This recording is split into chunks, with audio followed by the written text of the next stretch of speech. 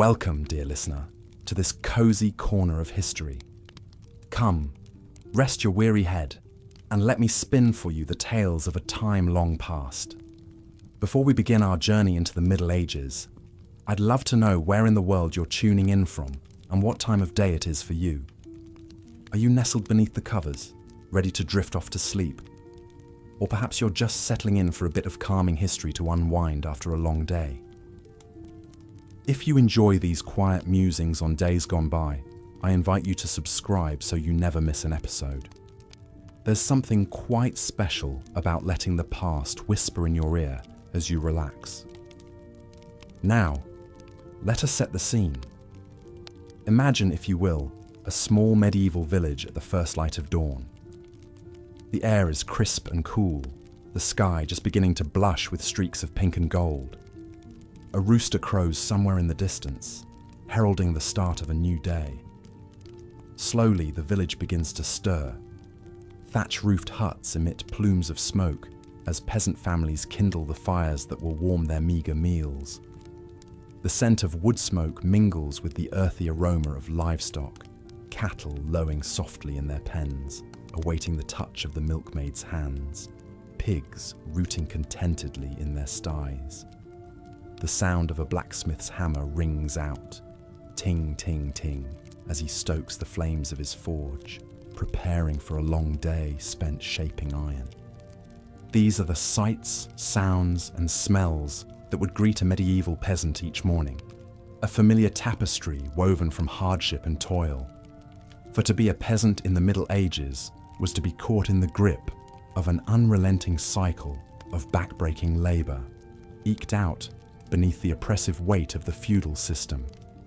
Most peasants lived in small, one-room huts, their roofs thatched with straw that would rot away every few years, needing to be painstakingly replaced.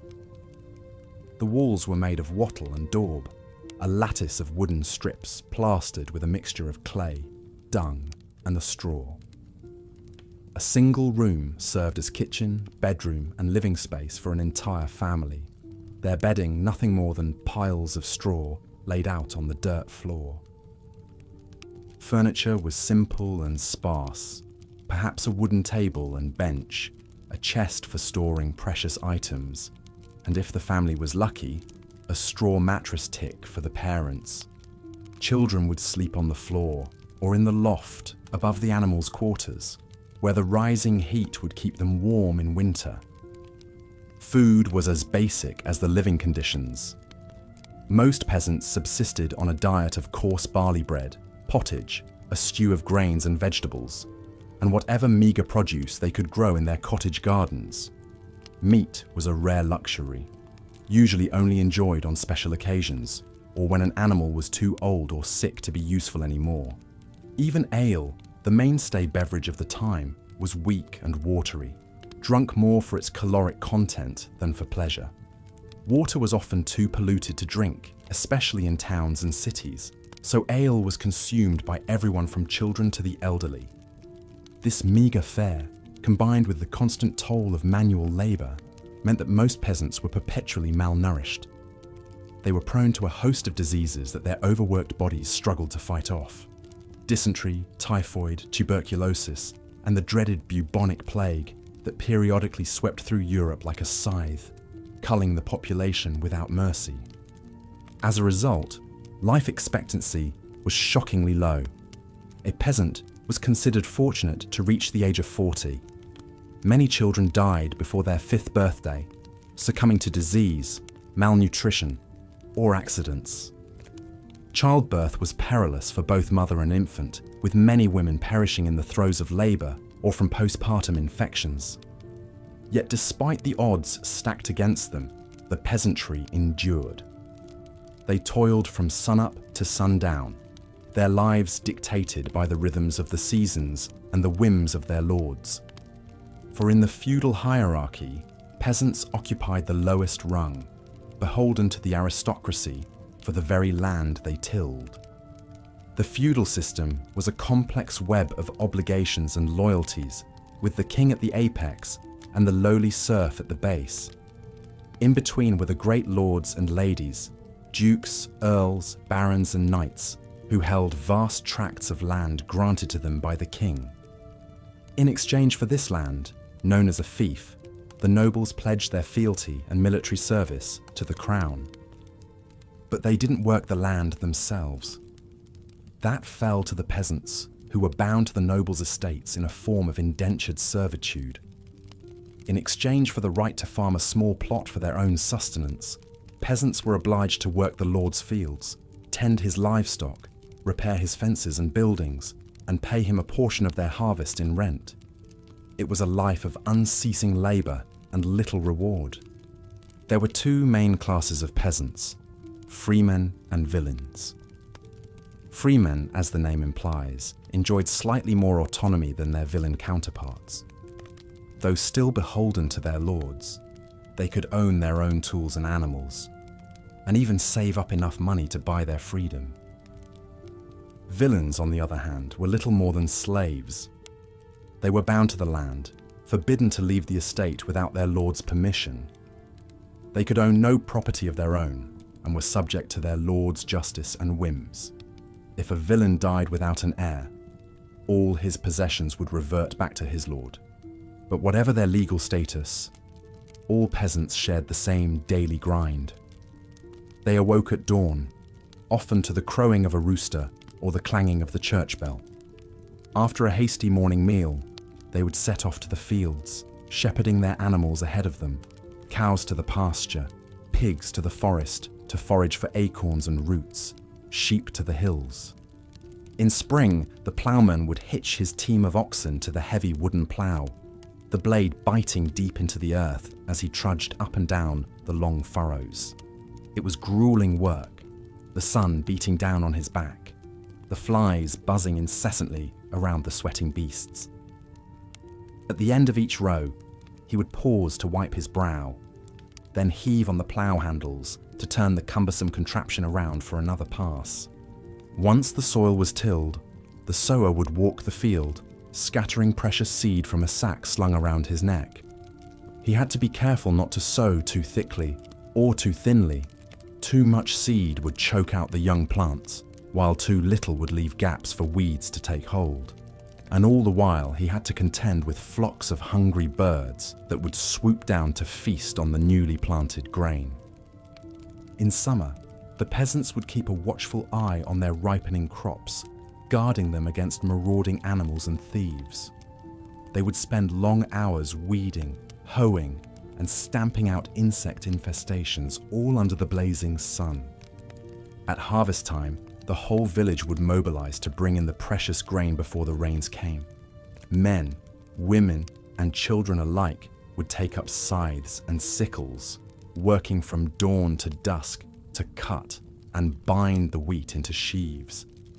It was a race against time and weather, for a single storm could spell disaster, flattening the ripe grain and rotting it on the stalk. Once the harvest was in, the sheaves had to be threshed to separate the grain from the chaff. This was done with a flail, two wooden sticks joined by a short chain, which the thresher would swing overhead to beat the sheaves, the rhythmic thud, thud, thud echoing across the fields. The grain then had to be winnowed, tossed into the air so the breeze could blow away the lighter chaff, leaving the heavier kernels to fall to the ground. Finally, it would be gathered up and taken to the Lord's mill to be ground into flour, the miller taking his cut of the proceeds. No part of the harvest was wasted. The straw would be used to thatch roofs, stuff mattresses, or feed livestock. Any gleanings left in the field after reaping were free for the poor to gather, a tradition dating back to biblical times. While the men toiled in the fields, the women had their own unending round of chores. They milked the cows, churned butter, made cheese, baked bread, brewed ale, spun wool, wove cloth, sewed clothing, tended the cottage garden, gathered firewood, drew water from the well, and cooked what little food there was. Peasant children, too, had to pull their weight. As soon as they were old enough to walk, they would be put to work, scaring birds from the crops, gathering eggs, picking vegetables, herding geese or sheep. There was no time for schooling or play. childhood was a brief respite before a lifetime of labor. Even the elderly and infirm were expected to contribute what they could, whether it was spinning, weaving, mending, or tending the fire. There was no retirement for a peasant. You worked until you died. Such was the lot of the medieval peasant, a life of unremitting toil and hardship, their fates yoked to the land and their lords. But among these humble folk, there were some whose names have echoed down through the ages. Their stories are testament to the endurance and spirit of the common man. One such figure was William Langland, a 14th century ploughman turned poet. Born into a poor peasant family, Langland spent his youth behind the plough, his hands calloused from gripping the rough wooden handles, his face weathered by sun and wind. But Langland had a restless mind and a burning desire for knowledge. In the brief moments of respite between his labours, he would listen intently to the parish priest's sermons, committing the Bible stories to memory. He learned to read and write, rare accomplishments for a peasant, and began to compose his own verses.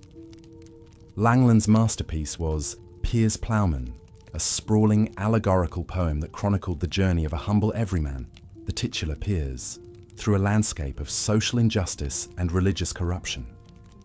Through Piers' eyes, Langland laid bare the inequities of the feudal system, the greed of the nobility, and the hypocrisy of the church. He gave voice to the plight of the peasantry, their backbreaking labour and grinding poverty, their yearning for a better life. In one memorable passage, Piers laments, "I have no penny pullets for to buy, nor neither geese nor pigs, but 2 green cheeses, a few curds and cream, and an oaten cake, and 2 loaves of beans and bran, baked for my youngsters. And yet I say by my soul, I have no salt bacon. Not a smidgen of smoked meat smoulders in my sideboards." Langland's words struck a chord with the common folk, who saw in Piers a champion of their cause. Piers Ploughmen became a sensation, circulating widely in manuscript form long before the invention of the printing press. It's a testament to Langland's genius that his poem has endured for over 6 centuries, a window into the world of the medieval peasant and a cry for social justice that still resonates today. For Langland, writing was a way to transcend the narrow confines of his peasant life, to give voice to the voiceless and to dream of a better world. In the figure of Piers, he created an enduring symbol of the common man's struggle, a simple ploughman who, through faith and fortitude, could lead his people to a more just and equitable society. Langland's own life remains shrouded in mystery. We know little of his final years or his ultimate fate. But his legacy lives on in the pages of Piers Ploughmen, a reminder that even in the darkest and most oppressive of times, the human spirit can still soar free on the wings of imagination and hope. As we leave William Langland and his ploughman hero behind, we turn our attention to another group of peasants whose lives were inextricably bound to the land and the creatures that roamed upon it, the shepherds and goat herds. In many ways, the shepherd's life was even more solitary and arduous than that of the ploughman or reaper. While field workers at least had the companionship of their fellow labourers, the shepherd spent long days and nights alone with his flock, wandering the hillsides and valleys in search of pasture. It was a job that required great skill and knowledge.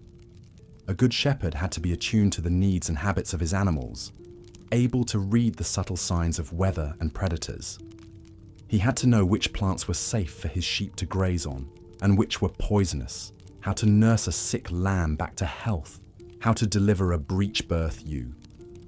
He also had to be prepared to defend his flock against a host of dangers, wolves and wild dogs, thieves and rustlers, even the occasional bear or mountain lion. Armed with little more than a staff and a sling, the shepherd had to be ready to lay down his life for his sheep. It was a lonely existence, with only the bleating of the flock and the occasional bark of the herding dog for company. Shepherds would often go weeks or even months without seeing another human face. their only shelter a crude lean-to or a cave in the hillside. In the heat of summer, they would lead their flocks to high mountain pastures, following the retreating snow line. There, in the thin, crisp air, the sheep would graze on the lush alpine grasses, putting on fat for the long winter ahead.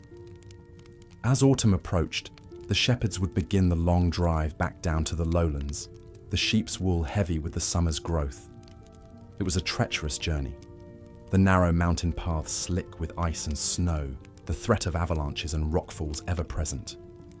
Once back in the valley, the sheep would be penned in stone-walled enclosures, the wool shorn and spun into yarn for clothing and blankets.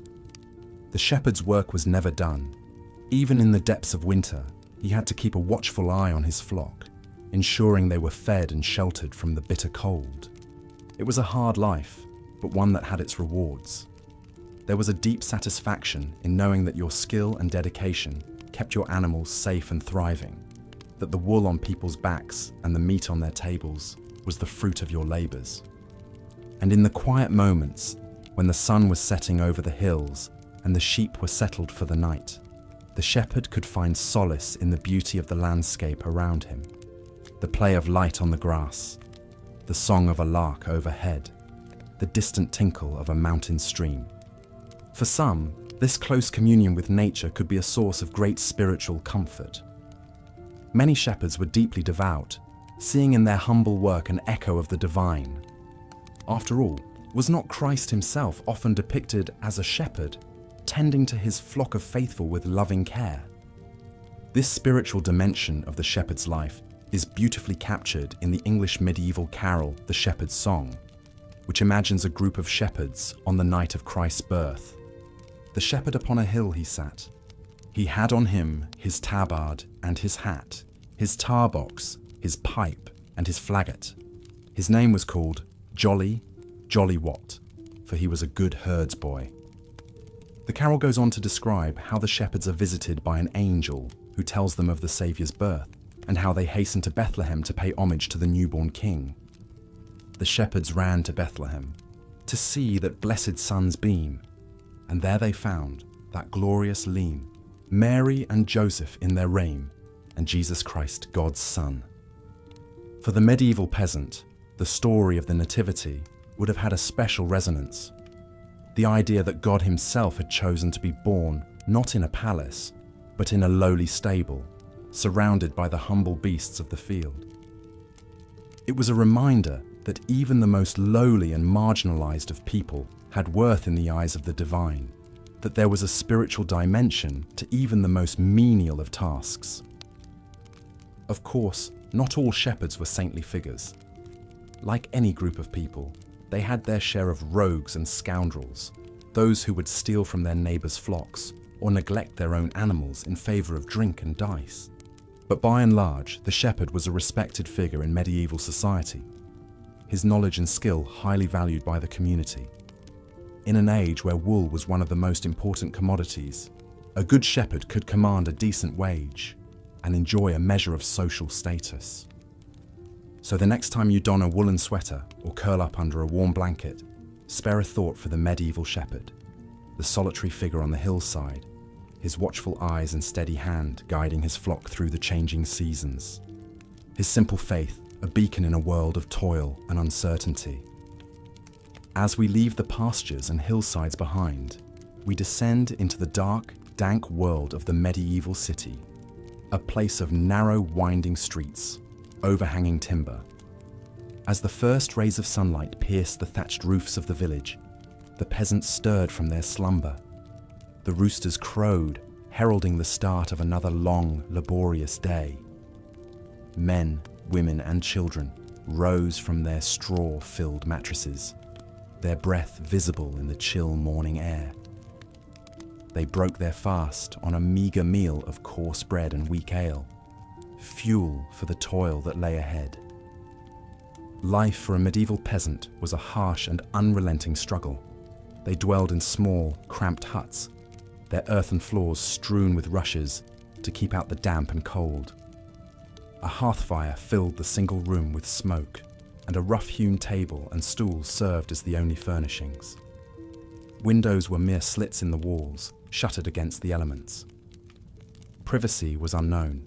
Entire families shared the same living space, sleeping side by side on pallets. Peasants were bound to the land, subservient to the lords and nobles who owned the vast estates. The feudal system that dominated medieval society left little room for autonomy or advancement. A peasant's lot was fixed from birth, tilling the same soil as their ancestors, marrying within their class, and passing on their meagre possessions to their children. They were born into servitude and would likely die in servitude, their brief lives marked by unremitting hardship. The rhythm of a peasant's day was dictated by the rising and setting of the sun. They woke at first light, often to the sound of church bells tolling matins. After a sparse breakfast, they set about their appointed tasks. Men headed to the fields to tend to crops and livestock. Women fed the children, collected eggs, milked cows, and drew water from the village well.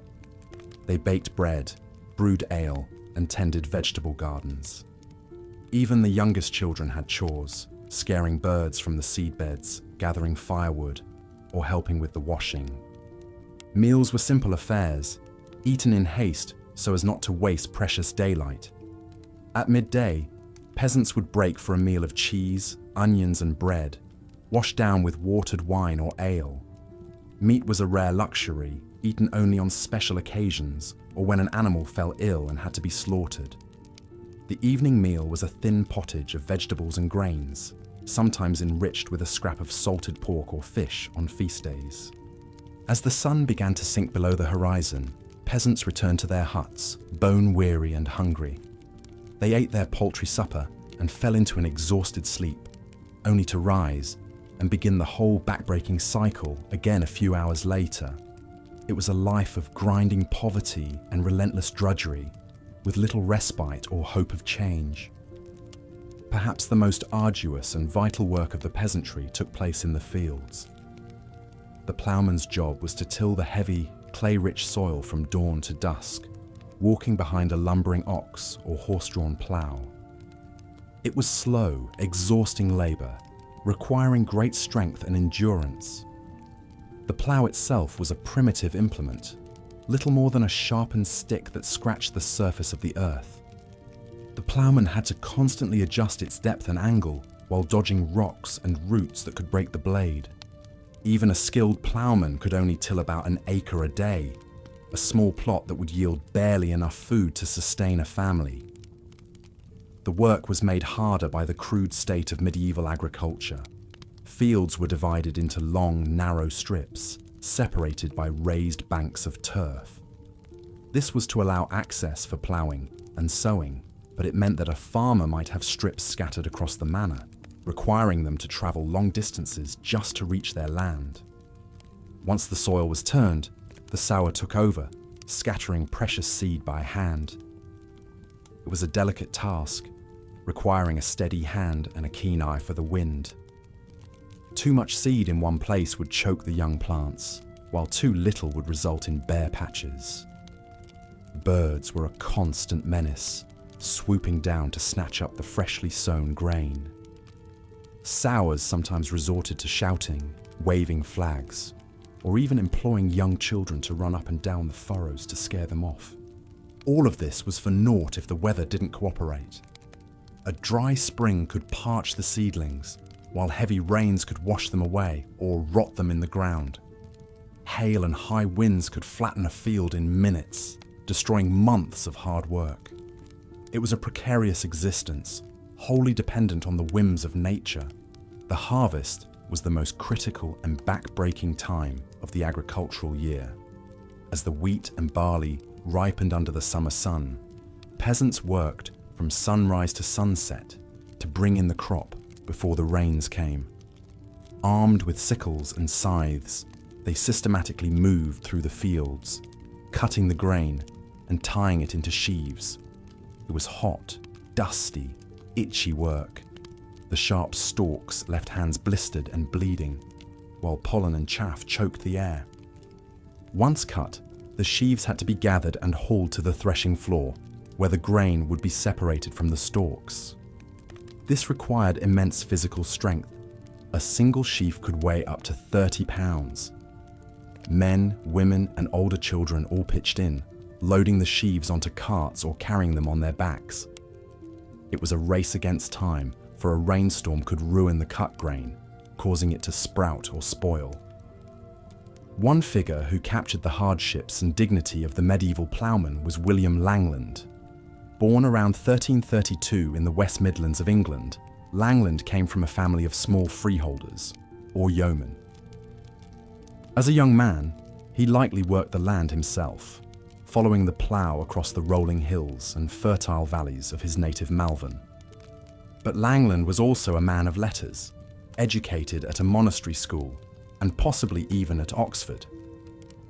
In the 1360s, he began work on his masterpiece, Piers Ploughmen, an allegorical dream vision that blends social satire with spiritual seeking. The poem's central figure is the virtuous ploughman Piers, who embodies the ideal of honest labour and Christian humility. Through Piers, Langland gives voice to the plight of the common man in a time of great upheaval. The 14th century was marked by the devastation of the Black Death, the 100 Years' War, and the breakdown of the feudal order. Peasants were increasingly squeezed by heavy taxation and labour shortages, while the church and nobility grew ever more corrupt and oppressive. Langland channeled these frustrations into biting social commentary. In one memorable scene, he describes a field full of idlers, beggars, vagabonds, and friars, all shirking honest work. Piers appears and sets them straight, admonishing them to put your sickles in the corn and earn their keep like true Christians. It was a radical message for the time, elevating the status of manual labour and calling out the hypocrisy of the ruling classes. Yet, Piers Ploughmen is also a deeply spiritual work, reflecting Langland's own quest for meaning and salvation. Piers himself is a Christ-like figure, leading the dreamer on a pilgrimage towards divine truth. The poem grapples with weighty theological questions, the nature of sin and redemption, the role of grace and good works, the path to eternal life. For Langland, the answer lay in the simple dignity of the ploughman's life. By toiling humbly in the fields, in service to God and community, one could find a measure of grace amid the hardships of the world. It was a message that resonated with the common folk, and Piers Ploughmen became one of the most widely read works of the Middle Ages. Langland himself remained something of a mystery, even to his contemporaries. He seems to have spent much of his life as a poor cleric in London, eking out a living by saying prayers for wealthy patrons. He may have fallen on hard times. In one haunting passage, he describes himself as clothed in rough cloth, my covering a hard bed. Yet he never lost his sharp eye for the follies and injustices of his age. In the end, Langland's legacy was to give voice to the voiceless, to capture the joys and sorrows, the hopes and fears of the common man. His ploughman Piers became a folk hero, a symbol of the enduring spirit of the labouring classes. In a time when most literature was written by and for the elite, Langland spoke for the masses, affirming the dignity and worth of even the lowliest peasant. As we imagine Langland following his plough across the fields, his weather-beaten hands gripping the handles, his mind spinning out visions of sin and salvation, we can't help but be moved by his example. He reminds us of the profound humanity that can be found in even the most humble of lives, and the power of literature to give shape and meaning to the struggles of the common man.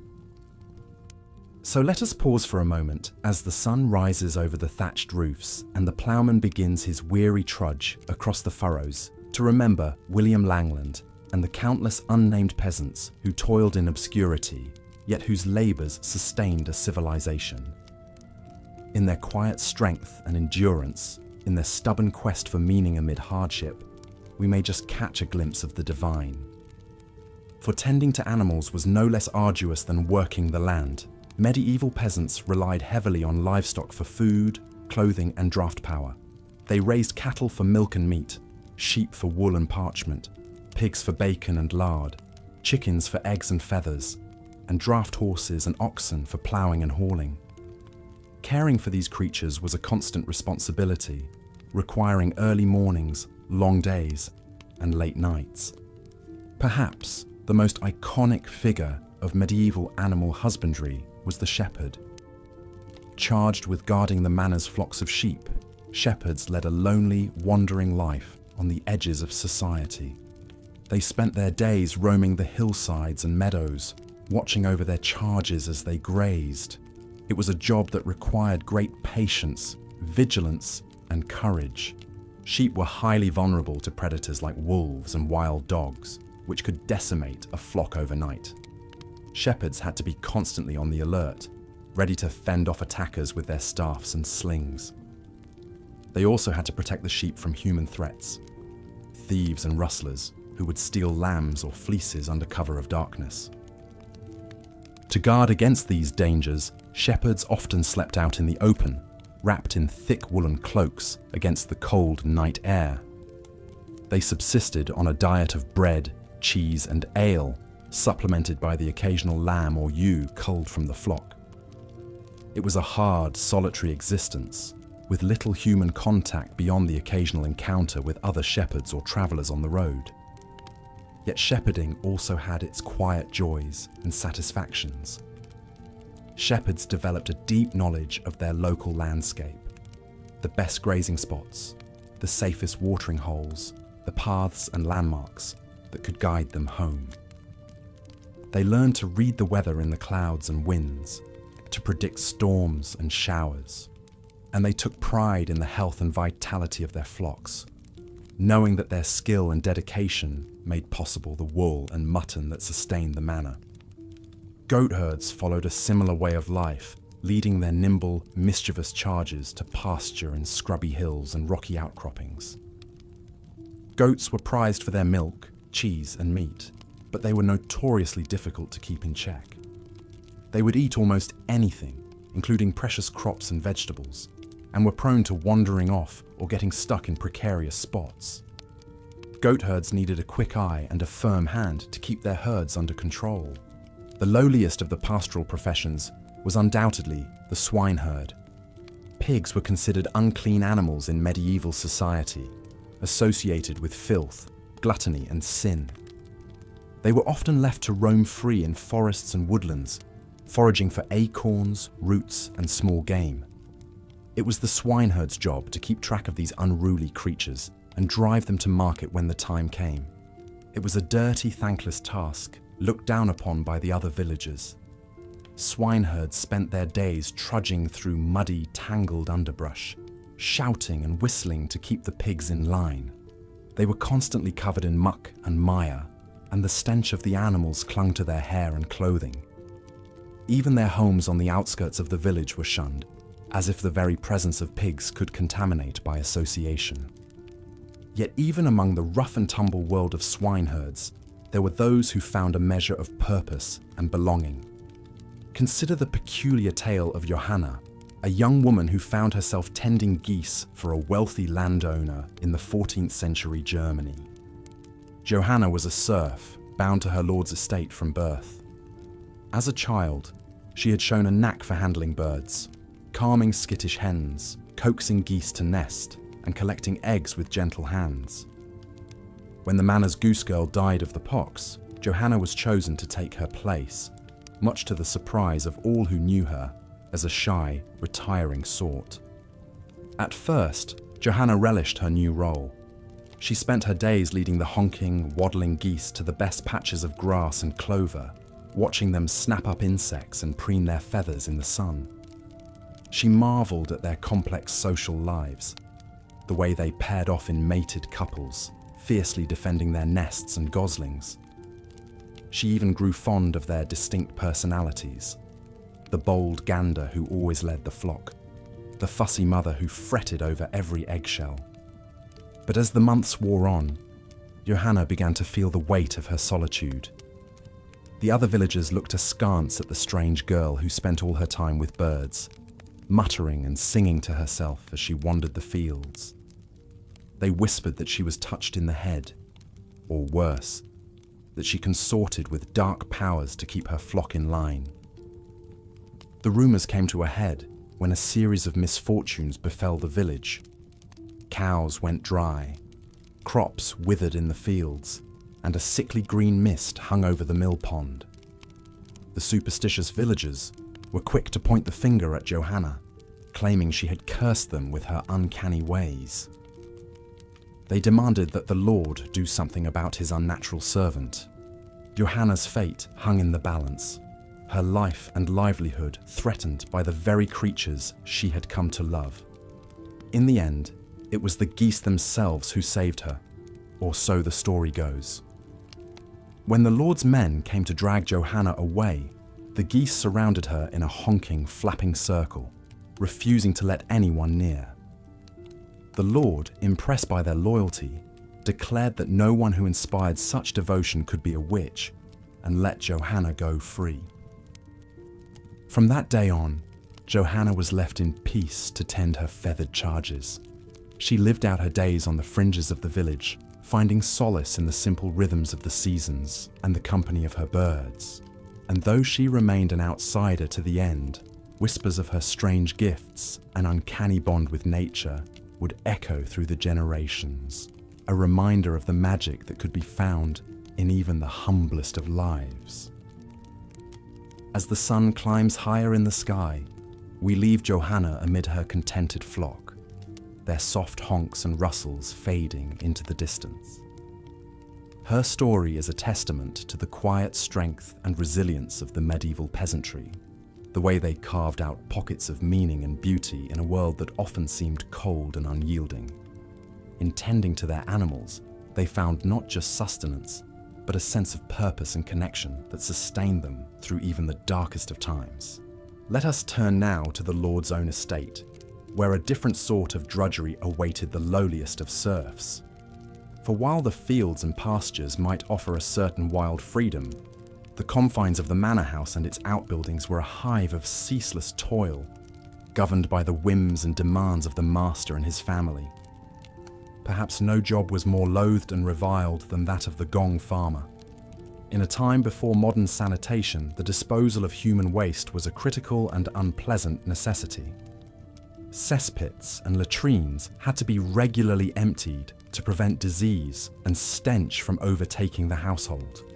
It fell to the gong farmers to wade into these fetid pits and haul out the muck and filth with buckets and shovels. It was a grueling and nauseating task, one that even the most hardened labourers sought to avoid. The stink of human waste was overpowering, clinging to hair and skin long after the work was done. The gong farmers were constantly exposed to noxious fumes and disease-ridden sludge, making them prone to illness and infection. They were shunned by the rest of the household staff, forced to eat and sleep separately to avoid spreading the contagion.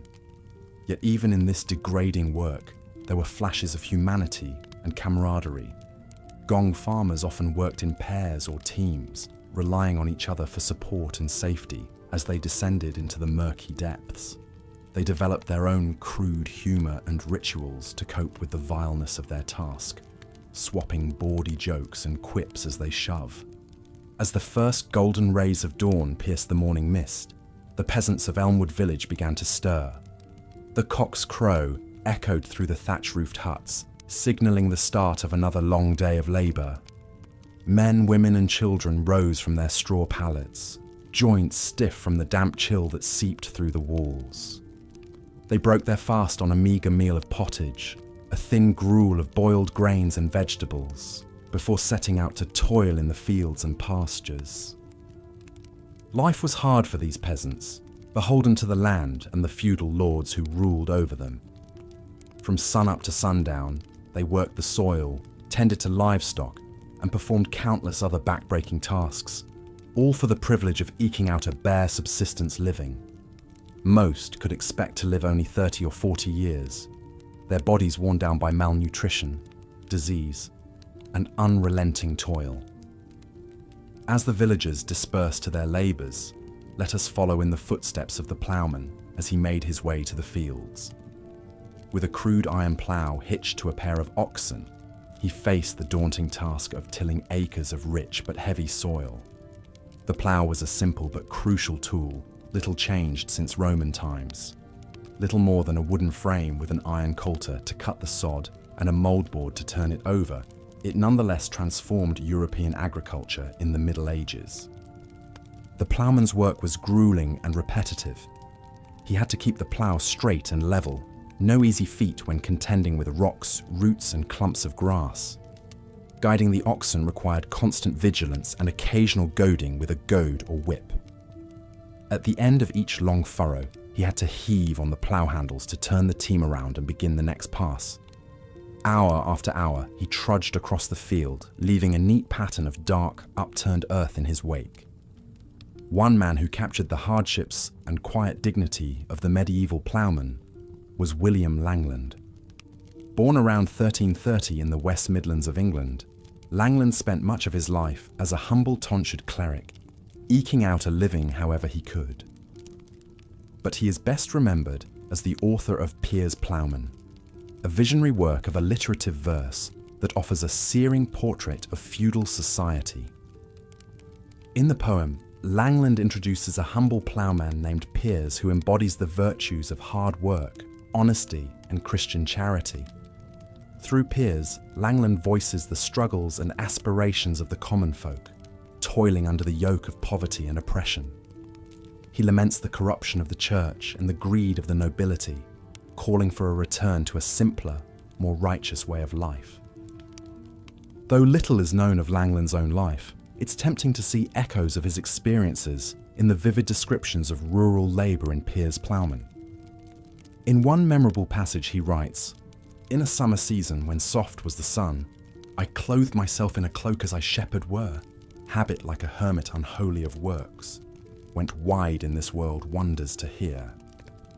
Langland may have spent time as a shepherd or ploughman in his youth, giving him first-hand knowledge of the backbreaking toil that was the peasants' lot. His empathy for their plight shines through in the character of Piers, who becomes a Christ-like figure, leading the people toward redemption. As the ploughman in Elmwood village finished the last furrow and unhitched his weary oxen, perhaps he took some small comfort in knowing that a poet like Langland had given voice to his struggles. But there was little time to reflect as the sun climbed higher in the sky. The sower was already scattering precious seed on the freshly turned earth, racing against time and weather to ensure a good crop come harvest time. The sower's task was one that required both skill and stamina. Carrying a heavy sack of seeds slung over one shoulder, he would march up and down the field, casting the grain in a wide arc with each step. The key was to maintain a steady rhythm and an even spread, ensuring that each square foot of soil received the optimal number of seeds. Too few and the harvest would be lean, too many and the crowded seedlings would choke each other out. But the sower's greatest enemy was the weather. A sudden downpour could wash away the carefully scattered seed, while a dry spell could parch the soil and prevent germination. And then there were the birds. Flocks of crows, pigeons and starlings that would descend on the freshly sown field, gorging themselves on the tasty morsels. To guard against such threats, the sower might resort to various tricks and charms. Some would mix the seed with bitter herbs or crushed pepper to deter birds, while others would recite rhyming incantations as they worked, invoking God and the saints to protect their precious crop. One popular medieval prayer went, "Holy Mary, Mother mild, bless the seed I sow this day. Let each grain spring forth and grow 100-fold to feed us all." Whether such charms had any real effect is doubtful, but they offered a measure of psychological comfort to the sower as he toiled beneath the hot sun. And when the last seed was cast and the empty sack folded away, he could only trust in providence and the benevolence of nature to bring forth a bountiful crop. As the sower finished his work and headed for a brief, hard-earned rest, the reaper was already sharpening his scythe in preparation for the harvest to come. Of all the tasks in the agricultural cycle, reaping the grain was perhaps the most physically demanding and time-sensitive. For a few crucial weeks in late summer, the entire community would mobilize to bring in the ripened wheat, barley, and rye before the autumn rains could ruin it. The reaper's tool was the scythe, a long curved blade attached to a wooden handle. Swinging it in a wide arc, he would cut a swath through the standing grain, letting it fall in a neat row behind him. Following close behind, a team of men and women would gather up the stalks and tie them into sheaves to be hauled away to the threshing floor. It was backbreaking work, requiring a strong arm and a steady hand. The reaper had to maintain a relentless pace, cutting as much grain as possible in the long daylight hours, stopping only for brief breaks to sharpen the blade or quench his thirst from a leather flask. He would toil from dawn to dusk, his shirt soaked with sweat and his muscles screaming with fatigue. Yet there was also a sense of camaraderie and shared purpose among the harvesters. The whole village would come together to bring in the crop, with even the youngest and oldest pitching in where they could. Songs and stories would help pass the time and lift flagging spirits, and there was always the promise of a harvest feast to look forward to when the last sheaf was gathered in. As the harvesters laboured in the golden fields, spare a thought for the humble shepherd, whose job was a lonely and often dangerous one. Charged with guarding the village's precious flocks of sheep and goats, the shepherd spent long days and nights out on the hillsides and pastures, exposed to the elements and the threat of predators. The shepherd's most important tool was his crook, a long staff with a hooked end used to catch and control wayward sheep. He would also carry a sling or a horn to fend off wolves or other beasts that might threaten the flock. But his greatest asset was his faithful dog, a constant companion and invaluable helper in managing the herd. The life of a shepherd was a solitary one, with long hours spent watching over the grazing animals. He had to be constantly alert for signs of trouble, a sickly ewe, a lost lamb, or a lurking predator. At night, he would pen the flock in a makeshift fold and take turns with his dog to keep watch, huddled beneath a rough woolen cloak for warmth. Despite the hardships, many shepherds took pride in their work and developed a deep bond with their charges. They would know each animal by sight and often give them affectionate names. In a world where most peasants had little control over their own lives, the shepherd enjoyed a degree of autonomy and self-reliance that was rare among his fellow villagers. One shepherd who embodied these qualities was Johanna, a young woman who lived in a small town in the German Duchy of Bavaria in the early 15th century. Johanna had been tending geese for a wealthy landowner since she was a child and had developed a reputation as a skilled and reliable goose girl. But Johanna's life took a dark turn when she was accused of witchcraft by some of the superstitious villagers. They claimed that she used her uncanny way with animals to cast spells and curses on her neighbours. Johanna was arrested and subjected to brutal interrogation by the local authorities, who were convinced that she was in league with the devil. Despite the lack of evidence against her, Johanna was found guilty and sentenced to death by burning at the stake. As she was led to the pyre, she maintained her innocence and dignity, insisting that she was a simple goose girl who had done nothing wrong. According to legend, as the flames consumed her, the geese that she had tended for so long broke free from their enclosures and flew to her side, honking mournfully as if in tribute to their beloved mistress. Johanna's tragic story is a reminder of the precarious position of women in medieval society, particularly those who dared to live unconventional lives. As a shepherd and a single woman, Johanna defied the norms of her time and place and paid the ultimate price for it. Yet her memory lives on as a testament to the resilience and courage of the common folk, who faced adversity with grit and grace. From the lonely pastures to the bustling villages, the peasants of the Middle Ages toiled ceaselessly to keep their communities alive and functioning. And nowhere was this more evident than in the lowly but essential work of the swineherd. Charged with managing the village's herd of pigs, the swineherd was a figure of both necessity and disdain in medieval society. Pigs were a crucial source of meat for the peasantry, providing a reliable supply of protein that could be salted and stored for the lean winter months. But they were also dirty, unruly creatures that required constant supervision and care. It fell to the swineherd to drive the pigs out to the forests and fields each day to forage for acorns, roots, and other fodder.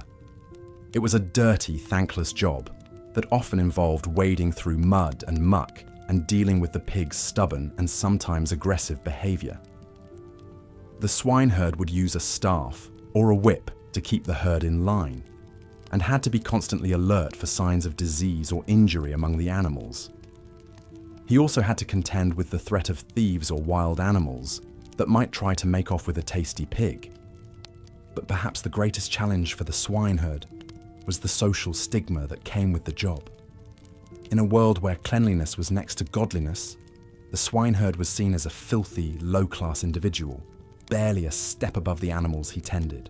He was often shunned by his fellow villagers and excluded from many of the social and religious rituals that bound the community together. Despite these hardships, the swineherd played a vital role in the village economy, ensuring a steady supply of pork for the tables of rich and poor alike. And like many of his fellow peasants, he found ways to carve out small moments of joy and meaning in a life of unrelenting toil.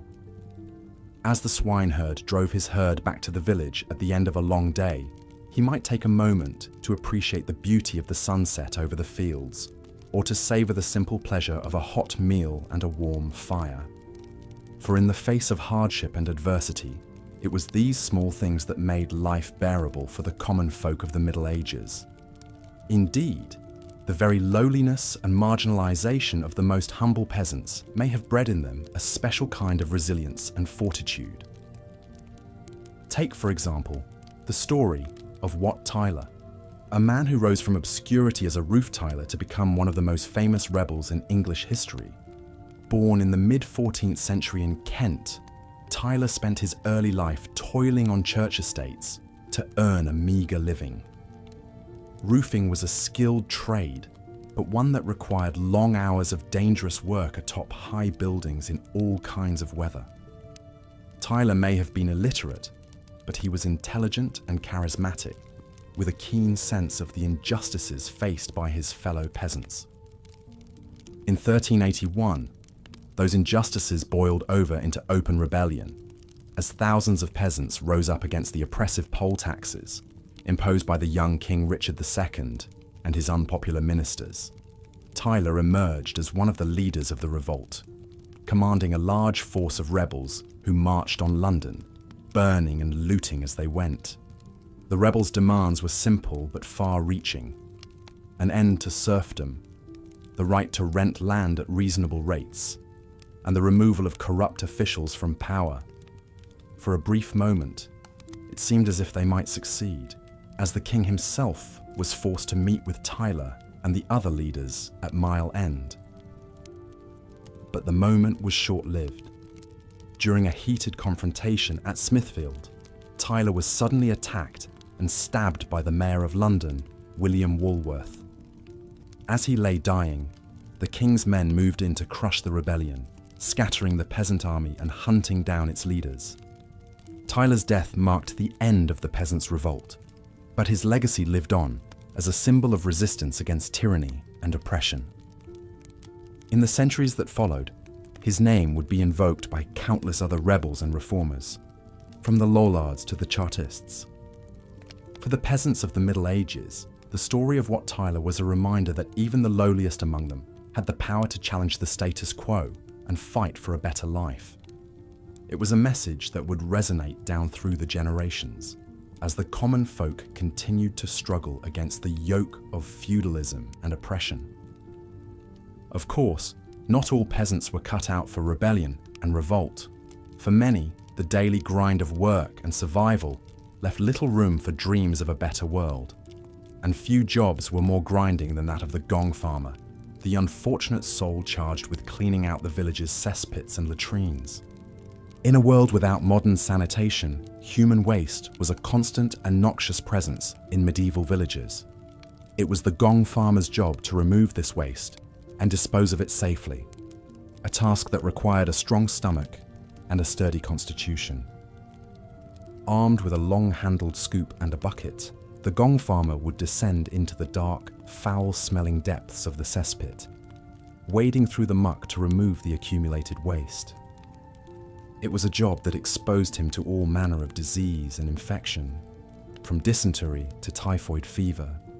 But the gong farmer's work was essential to the health and well-being of the village.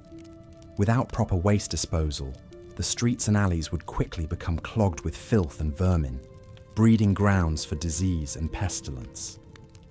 Despite the vital importance of their work, gong farmers were among the most despised and marginalized members of medieval society.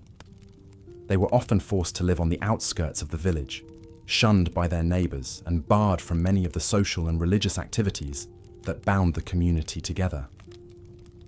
Yet even in this lowly and unpleasant job, there were moments of humanity and compassion. One story tells of a gong farmer named John, who was called to clean out a cesspit at a local monastery. As he worked, he discovered a small malnourished child who had fallen into the pit and was near death. Without hesitation, John climbed down into the filth and rescued the child, cleaning him off and wrapping him in his own cloak. He then took the boy to the monastery infirmary, where he was nursed back to health by the monks. When the abbot of the monastery heard of John's selfless act, he was moved to reward him with a small plot of land and a new set of clothes. It was a rare moment of recognition for a man who toiled in obscurity and squalor, a reminder that even the lowliest among us have the capacity for kindness and compassion. As the gong farmer hauled his reeking buckets through the village streets, he may have taken some small comfort in the knowledge that his work, however unpleasant, was essential to the well-being of his community. And perhaps, like John, he held out hope that one day his efforts would be recognized and rewarded, if only in some small way. Hope was a precious commodity for the peasants of the Middle Ages, a flicker of light in a world of darkness and toil. And nowhere was that hope more sorely needed than among the poor souls who were tasked with excavating the village's ditches and trenches. Ditch digging was one of the most physically demanding and poorly compensated jobs in medieval society. It required long hours of backbreaking labour in all kinds of weather, with little more than a spade and a wheelbarrow to aid in the work. The ditch digger's task was to excavate the deep, narrow trenches that served as the village's primary means of drainage and defence. These ditches were essential for channeling away rainwater and sewage. As the sun dips below the horizon, casting long shadows across the fields and thatched roofs of the village, the weary peasants make their way home after another long day of toil. Their aching muscles and calloused hands are a testament to the ceaseless labour that fills their waking hours. For most, there is little hope of ever escaping the crushing poverty and servitude that defines their lives. But even amidst the hardship, there are occasional reprieves that bring a glimmer of joy and respite to the downtrodden. The church feast days, though far too infrequent, offer a chance to set aside their tools and celebrate the saints with humble feasts and merrymaking. The harvest celebrations, when the last sheaves of grain are finally bundled and stored, are a time of music, dancing, and a few precious hours of revelry before the cycle of planting and reaping begins anew. And then there are the travelling minstrels, those wandering troubadours who occasionally pass through the villages, bringing with them tales of far-off lands, epic romances, and heroic deeds. For a few enchanted evenings, the peasants can lose themselves in the magic of storytelling, forgetting for a moment the grinding reality of their lives. The minstrels' melodies and ballads stir something in their hearts, a longing for adventure, for love, for a world beyond the confines of their village and the dictates of their feudal lords. It is this same yearning for something more that has, at times, driven the peasants to rise up against their oppressors. The dream of freedom, of casting off the yoke of serfdom and owning their own land, has inspired rebellions and uprisings throughout the Middle Ages. The Peasants' Revolt of 1381, led by the charismatic rebel Wat Tyler, saw thousands of common folk march on London, demanding an end to the crippling taxes and abuses inflicted upon them by the ruling class. Though the revolt was ultimately crushed and Tyler himself brutally executed, it sent shockwaves through English society and sowed the seeds of resistance that would continue to grow in the hearts of the people. But for most peasants, open rebellion was a luxury they could ill afford. Their lives were an unending cycle of work, punctuated only by the briefest moments of rest and the constant spectre of hunger, disease, and the whims of their masters. They toiled from sunup to sundown, their fates inextricably tied to the land and the turning of the seasons. And yet, there is a quiet dignity in their struggle, a resilience born of necessity, and the unbreakable bonds of community and family. As the last light fades from the sky and the peasants settle into their humble homes, we are reminded of the countless generations who came before us, whose blood, sweat, and tears helped to build the foundations of the world we know today. Theirs was a life of unimaginable hardship, but also one of great strength, endurance, and the indomitable human spirit that refuses to be broken, even in the face of the most daunting odds. So let us remember the medieval peasants, not just as faceless figures from a distant past, but as individuals with their own hopes, dreams, and stories. From the inspiring tale of William Langland, the ploughman turned poet, to the peculiar legend of Johanna the goose girl, accused of witchcraft by superstitious villagers, each peasant had a unique tale to tell, even if history has largely forgotten them. And as we drift off to sleep, let us spare a thought for those long-ago labourers whose lives were so different from our own, yet whose struggles and triumphs still resonate across the centuries. In honouring their memory, we pay tribute to the resilience of the human spirit and the enduring power of hope in the face of adversity. For though the Middle Ages may seem like a distant and foreign land, the story of the peasants is, in many ways, the story of us all. A tale of hardship and heartbreak, but also of courage, compassion, and the unbreakable bonds of our shared humanity. So let us journey back one final time, to a world lit only by fire and the sweat of honest labour. As the peasants' weary eyes close and they drift off into a well-earned slumber, we too can allow ourselves to slip into the gentle embrace of sleep, secure in the knowledge that their legacy lives on in the very fabric of our modern world. And as we dream, perhaps we will catch a glimpse of those long-ago fields and villages, and the hardy souls who called them home, a reminder of how far we have come, and of the debt we owe to those who came before. But even as we sleep, the wheels of history continue to turn, slowly but inexorably. The seeds of change that were planted in the Middle Ages will one day bear fruit as the old feudal order begins to crumble and new ideas and opportunities begin to take root. The Renaissance and the age of exploration lie just over the horizon, waiting to transform the world in ways that even the most visionary peasant could never have imagined. And so we leave the medieval village behind, with its thatched roofs and muddy lanes, its hardships, and its small joys. The peasants will rise with the sun to begin another day of toil, their lives governed by the eternal rhythms of the land and the unyielding demands of their feudal masters. But even in the midst of their struggles, they carry within them the spark of something greater, the resilience, the ingenuity, and the unbreakable spirit that will one day help to shape the course of human history.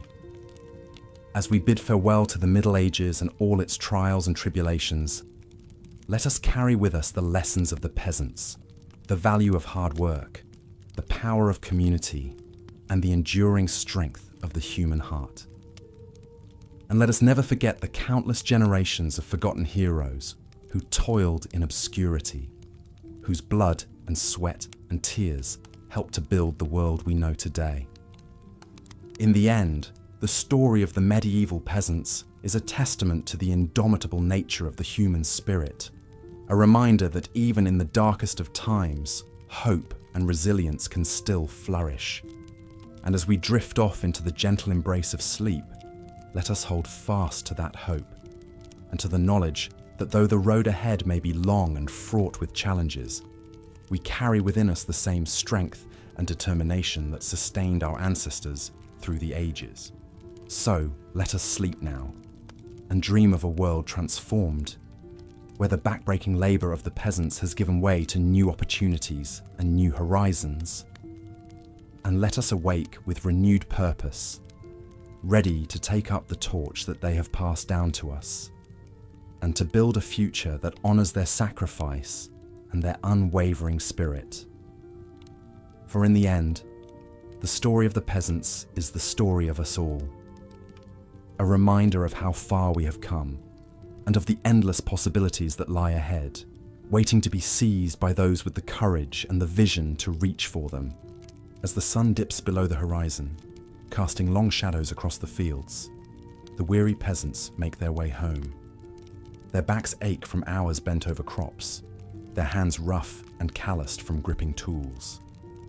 The air is filled with the earthy scent of soil and the pungent odour of farm animals. Despite the hardships of the day, there is a sense of satisfaction in a job well done, in the knowledge that their labour has wrung sustenance from the land.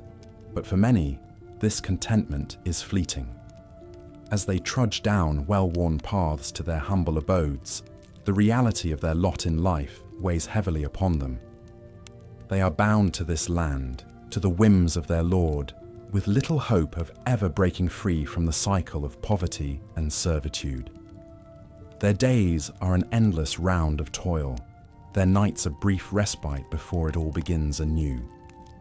Yet even in the midst of this bleak existence, there are moments of joy and celebration.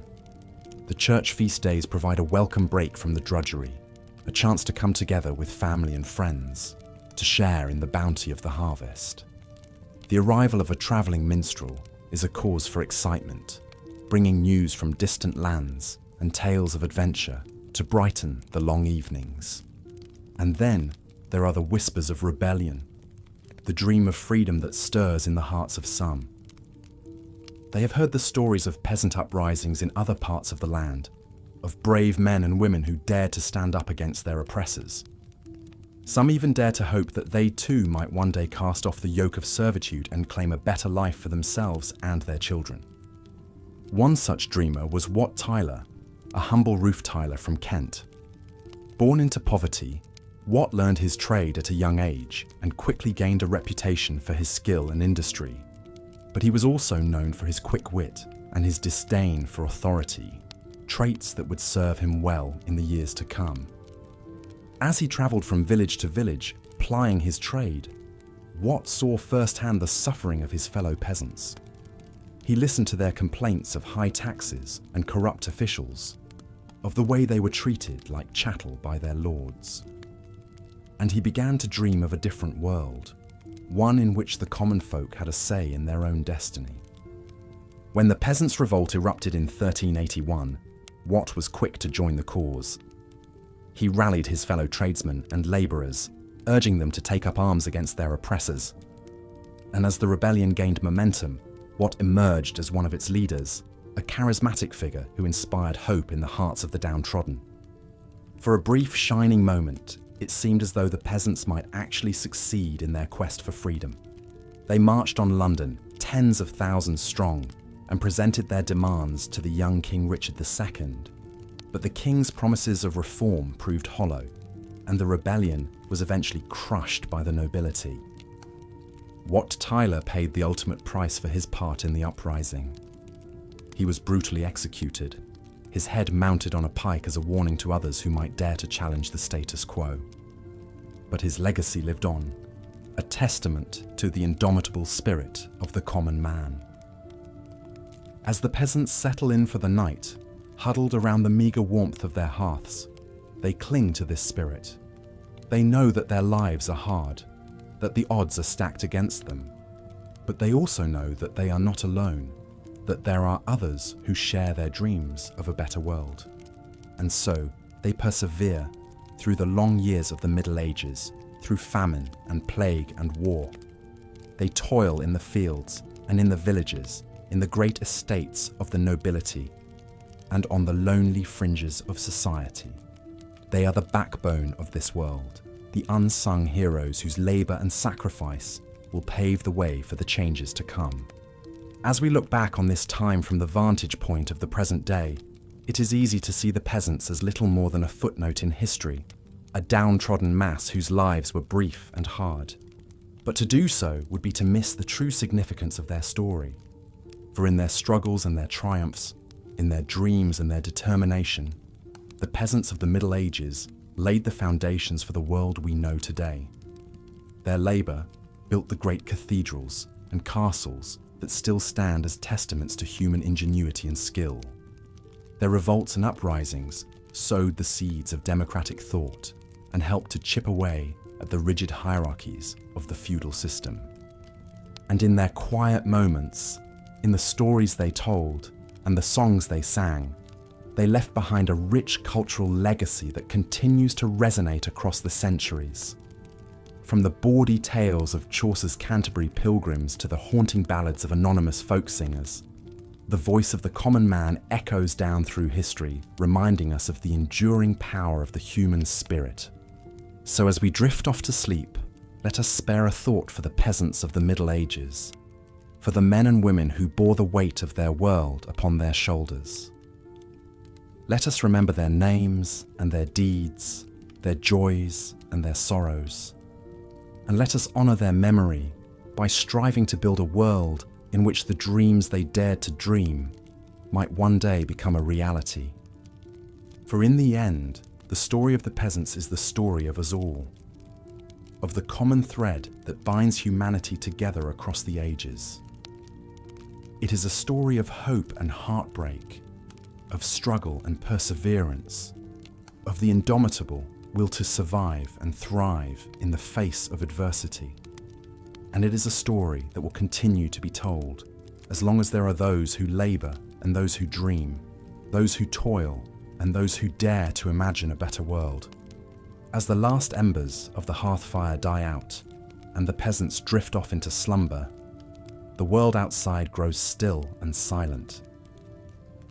The fields and forests, the villages and towns, all are cloaked in darkness, waiting for the dawn of a new day. And in that darkness, the spirit of the peasants lives on, a testament to the enduring power of the human heart, to the unquenchable thirst for freedom and justice that burns within us all. So let us sleep now and dream of a world in which the peasants' dreams might one day come true.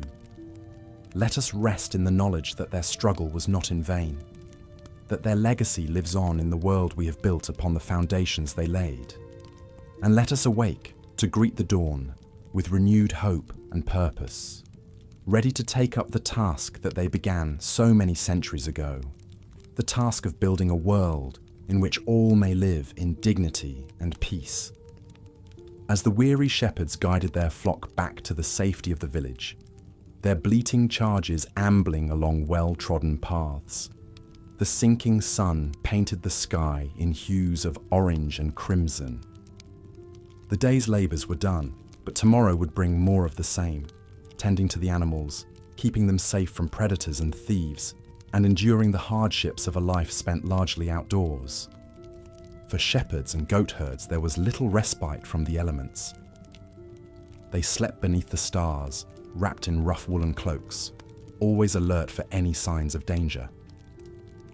Wolves prowled the edges of the forests, their howls piercing the night, while sneaky foxes crept in to snatch lambs that strayed too far from their mothers. And then there were the human threats, bandits and rustlers who would steal entire herds, leaving the shepherds to face the wrath of their lords. But despite the challenges, there was a certain peace to be found in the pastoral life. The gentle munching of the sheep as they grazed, the tinkling of bells around their necks, the soft bleating of newborn lambs. These were the sounds that filled the shepherd's days. They whiled away the long hours by carving intricate designs into wooden staffs, or playing simple tunes on reed pipes. Some even composed poetry, finding inspiration in the rugged beauty of the landscape. One such shepherd was a young man named Peter. He had been tending sheep since he was old enough to walk, learning the trade from his father and grandfather before him. Peter had a way with animals. He could calm a skittish ewe with a gentle word, or coax a wayward lamb back to the fold with a few well-placed whistles. He took pride in his work, knowing that the wool from his flock would be spun into warm clothing and the meat would feed hungry villagers. But Peter dreamed of a different life, one not bound by the whims of the weather or the demands of his lord. He had heard tales of the great cities where men could be free to choose their own path, to learn a trade or join a guild. He imagined himself as a master weaver, creating beautiful tapestries for noble houses, or a skilled mason, leaving his mark on grand cathedrals that would stand for centuries. For now, though, Peter's world was bounded by the rolling hills and verdant pastures of his lord's estate. He knew every inch of the land, from the babbling brooks where his flock stopped to drink to the shady groves where they sought shelter from the midday sun. He had even given names to some of his favourite sheep. There was old Bela, the matriarch of the flock, and little Milo, the runt who had surprised everyone by surviving a particularly harsh winter. As the last light faded from the sky and the stars began to twinkle overhead, Peter settled down for another night in the open air. He gathered his cloak around him and leaned back against a gnarled oak tree, his faithful sheepdog curled up at his feet. In the distance, he could hear the faint sounds of the village, the barking of dogs, the laughter of children, the clang of the blacksmith's hammer. It was a reminder that even in the solitude of the pastures, he was still part of a community, one that relied on the hard work of shepherds like him. As Peter drifted off to sleep, his mind wandered to the stories he had heard of great shepherds from the past. There was St. Patrick, the patron saint of Ireland, who had tended sheep as a slave before becoming a bishop and spreading Christianity across the land, and King David of Israel, who had started out as a humble shepherd boy before slaying the giant Goliath and becoming one of the most renowned rulers in history. Peter knew he was unlikely to achieve such lofty heights, but he took comfort in the thought that even the greatest of men had once stood watch over a flock, just as he did now. With that, he closed his eyes and let the gentle bleating of his sheep lull him to sleep, ready to face another day in the life of a medieval shepherd. Of course, not all peasants who worked with animals had the relative peace and quiet of a shepherd's life. For those tasked with tending to pigs, the days were filled with the pungent smell of swine and the constant grunt and squeal of their charges. Swineherds, as they were known, had one of the lowliest jobs in the medieval world, one that was often looked down upon by other villagers. The reason for this disdain was simple. Pigs were considered unclean animals, associated with filth and disease. They were often left to forage in the muddy streets of the village, rooting through garbage and waste for scraps of food. Swineherds were tasked with keeping the pigs out of trouble, driving them out to the forests each day to find acorns and other fodder. It was a thankless job, one that required a strong stomach and a certain degree of patience. Pigs were stubborn creatures, prone to wandering off and getting into mischief. A swineherd had to be constantly on guard, using a stick or a whip to keep the pigs in line and prevent them from trampling crops or invading gardens. But for all the challenges, there were some who found a certain joy in working with pigs. One such swineherd was a woman named Johanna, who had been tending to the pigs on her lord's estate for as long as anyone could remember. Johanna was a peculiar figure, with a wild mane of greying hair and a face weathered by years spent outdoors. She was known for her strange habit of talking to the pigs as if they were old friends. giving them names and even singing to them as she led them out to pasture. Some in the village whispered that Johanna was a witch, that her uncanny connection to the pigs was a sign of dark magic. They pointed to the fact that her charges always seemed to be the fattest and healthiest in the area, with shiny coats and plump bellies that fetched a good price at market. Surely, they muttered, this was evidence of some sort of sorcery. But Johanna paid no heed to the rumours. She knew that her success with the pigs was due to hard work and a deep understanding of their needs. She had learned from a young age how to spot signs of illness or distress in the animals, and she knew just what to feed them to keep them healthy and strong. Despite her dedication, however, Johanna's life was far from easy. Swineherds were among the poorest of the peasants, often living hand-to-mouth on the meagre wages they earned. Johanna's hut was a ramshackle affair, with a leaky roof and drafty walls that did little to keep out the cold.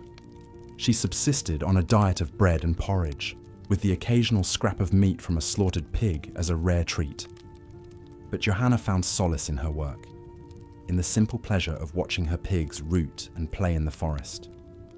She knew that her efforts were vital to the survival of the village. Without the meat and lard provided by the pigs, many would go hungry during the long winter months, and so she persevered, day after day, year after year, tending to her charges with a dedication that bordered on the devotional. As the years went by, the rumours about Johanna's supposed witchcraft grew more insistent. Some claimed to have seen her dancing naked in the moonlight, surrounded by her pigs. Others whispered that she could transform into a pig herself, roaming the forest at night in search of unsuspecting prey. The lord of the manor, a superstitious man, began to grow uneasy with Johanna's presence on his land. One day, a group of villagers confronted Johanna as she was driving her pigs back to the manor.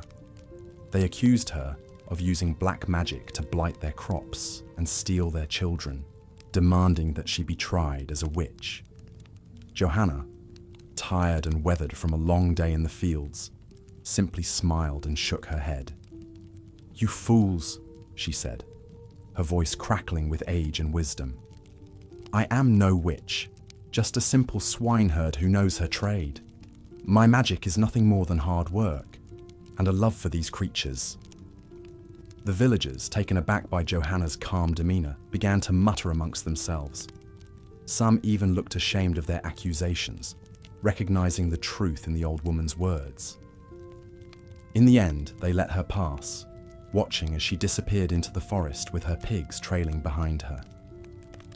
Johanna continued to tend to her pigs for many years after that, until her body finally gave out and she passed away peacefully in her sleep. The village mourned her loss, recognising too late the value of her tireless work. They buried her at the edge of the forest, where her beloved pigs could root and play around her grave. And so, the legend of Johanna the swineherd passed into village lore, a reminder of the quiet dignity and perseverance of even the lowliest of peasants.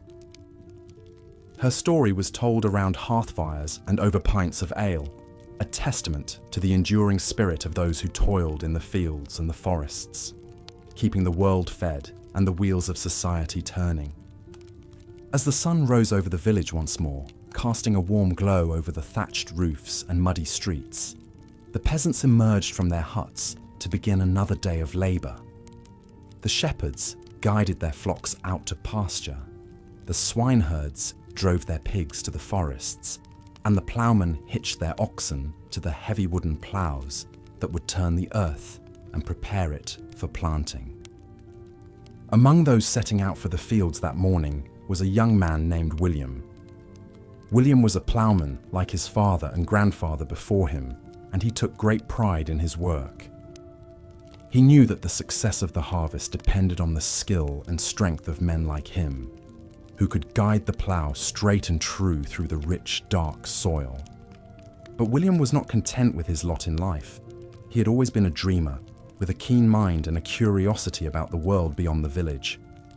As a child, he had learned to read and write from the local priest. sneaking away from his chores to pore over the few precious books in the church library. He had read tales of great heroes and far-off lands, of kings and queens and knights in shining armor. Now, as he walked behind his plough, feeling the sun on his back and the sweat trickling down his brow, William's mind wandered to those stories once more. He imagined himself as a knight, riding off to battle on a noble steed, his armor glinting in the sunlight. Or perhaps a scholar, like the wise men he had read about, who spent their days studying the mysteries of the universe in grand libraries and universities. But William knew that such dreams were foolish for a man of his station.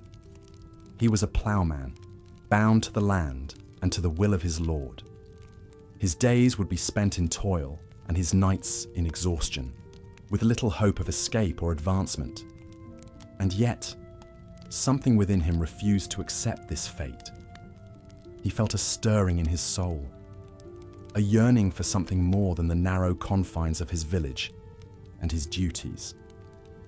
As he guided the plough through the field, William's mind turned to the tales he had heard of a great poet, a man named Piers Ploughman. Piers was a ploughman himself, but he had somehow found the words to capture the joys and sorrows of the peasant life in verse. His poems spoke of the beauty of the changing seasons, the satisfaction of a hard day's work, and the injustices of a world that treated the poor with disdain. William had never read Piers's poems himself, but he had heard snatches of them recited by travelling minstrels and learned men passing through the village. He marvelled at the idea that a simple ploughman could create something so beautiful and profound, something that could touch the hearts of people from all walks of life. In that moment, as the sun beat down on his back and the earth crumbled beneath his feet, William made a decision. He would learn to write like Piers Ploughman, to capture the essence of his life and the lives of those around him in words that would endure long after he was gone. He would find a way to tell the stories of the peasants, to give voice to their struggles and their triumphs. It would not be easy, he knew. He would have to steal moments away from his work to practice his letters in the dirt with a stick or scratch them onto scraps of parchment by candlelight. He would have to face the scorn and derision of those who saw writing as a frivolous pursuit, unfit for a man of his station. But William was determined. He had tasted the power of words, and he would not let that power slip away. As the days turned into weeks and the weeks into months, William continued to work the land, his body growing lean and strong from the endless cycle of ploughing and sowing, reaping and threshing. But in the moments between, he would pull out his precious scraps of parchment and his crude quill, and he would write. At first, his words were clumsy and halting, his hand unsteady, and his spelling erratic. But as he practiced, his skill grew. He learned to capture the rhythms of speech, the cadences of the seasons, the joys and sorrows of the peasant life. He wrote of the backbreaking labour of the fields, the simple pleasures of a hearty meal and a warm fire, the fear of famine and disease that haunted every peasant's dreams. And as he wrote, William began to feel a sense of purpose, a glimmer of hope in a world that had always seemed so bleak and unyielding. He knew that his words might never be read by anyone beyond his village, that they might crumble to dust along with his bones. But still, he wrote, pouring his heart and soul onto the page, giving voice to the voiceless and the forgotten. Years passed, and William grew old and grey, his hands gnarled from the plough, and his eyes dim from the strain of writing by flickering candlelight. But still he wrote, filling every spare scrap of parchment with his verses and his stories, and when he finally lay on his deathbed, surrounded by his children and his grandchildren, he smiled up at them with a sense of peace and fulfillment. "I have lived a peasant's life," he whispered, his voice thin and reedy, "but I have also lived a poet's life, and in the end, that is all that matters." With those words, William closed his eyes for the last time, his life's work complete. And though his name would never be remembered in the annals of history, his words would live on, a testament to the enduring spirit of the peasants who toiled in the fields and dreamed of a better world. As the news of William's death spread through the village, the peasants gathered to mourn the loss of one of their own. They may not have understood the value of his writing, may not have even known that he had been scribbling away in the moments between his labours, but they knew that he had been a good man, a hard worker, and a kind soul. They buried him in the churchyard, his grave marked with a simple wooden cross, and as they stood around the freshly turned earth, the priest spoke words of comfort and solace, reminding them that even the humblest of lives could have meaning and purpose in the eyes of God. But there was one among the mourners who saw more in William's life than just a pious peasant.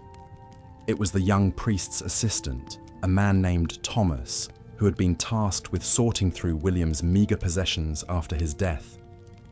And there, amidst the worn tools and patched clothing, he had found a small, leather-bound book filled with page after page of William's writing. As Thomas read through the book, his eyes widening with each passing verse, he felt a growing sense of excitement and wonder. Here was a treasure trove of peasant wisdom and insight, a window into a world that was so often overlooked and dismissed by the learned and the powerful. Here was proof that even the lowliest among them could have something valuable to say, something that could change the way people thought and felt about the world around them. Thomas knew that he could not let William's work be forgotten. He resolved to take the book to the monastery where he had been trained, to show it to the scholars and the scribes who spent their days preserving the wisdom of the ancients. He would tell them of William the ploughmen, the peasant poet who had captured the essence of his life and his times in simple, heartfelt verses. And so, with the book tucked safely in his satchel, Thomas set off on the long journey to the monastery, his heart full of hope and purpose. He knew that the road ahead would be difficult, that he would face many challenges and obstacles along the way. But he also knew that he was carrying something precious, something that had the power to change lives and inspire generations to come. As he walked, Thomas thought of William, of the quiet strength and dignity he had shown in the face of a hard and unforgiving world. And he thought of all the other peasants like him, the men and women who toiled in the fields and the forests, the shepherds and the swineherds, the ploughmen and the threshers. They may have been invisible to the eyes of the powerful, but they were the backbone of the world, the ones who kept the wheels of society turning with their sweat and their blood. And with each step, Thomas felt a growing sense of pride and purpose. He may have been just a lowly priest's assistant, as the sun sinks slowly behind the hills, casting long shadows across the fields. The weary peasants make their way back to the village. Their aching muscles and weathered hands bear testament to the long, hard day of labor behind them. The air is filled with the rich aroma of wood smoke drifting from the humble thatch-roofed cottages, a sign that the women have been busy preparing the evening meal. In one small hut, a man named John Pottock stirs a bubbling pot of pottage over the crackling fire. John is the village potter, a skilled craftsman who shapes the rough clay into sturdy vessels for storing and cooking food.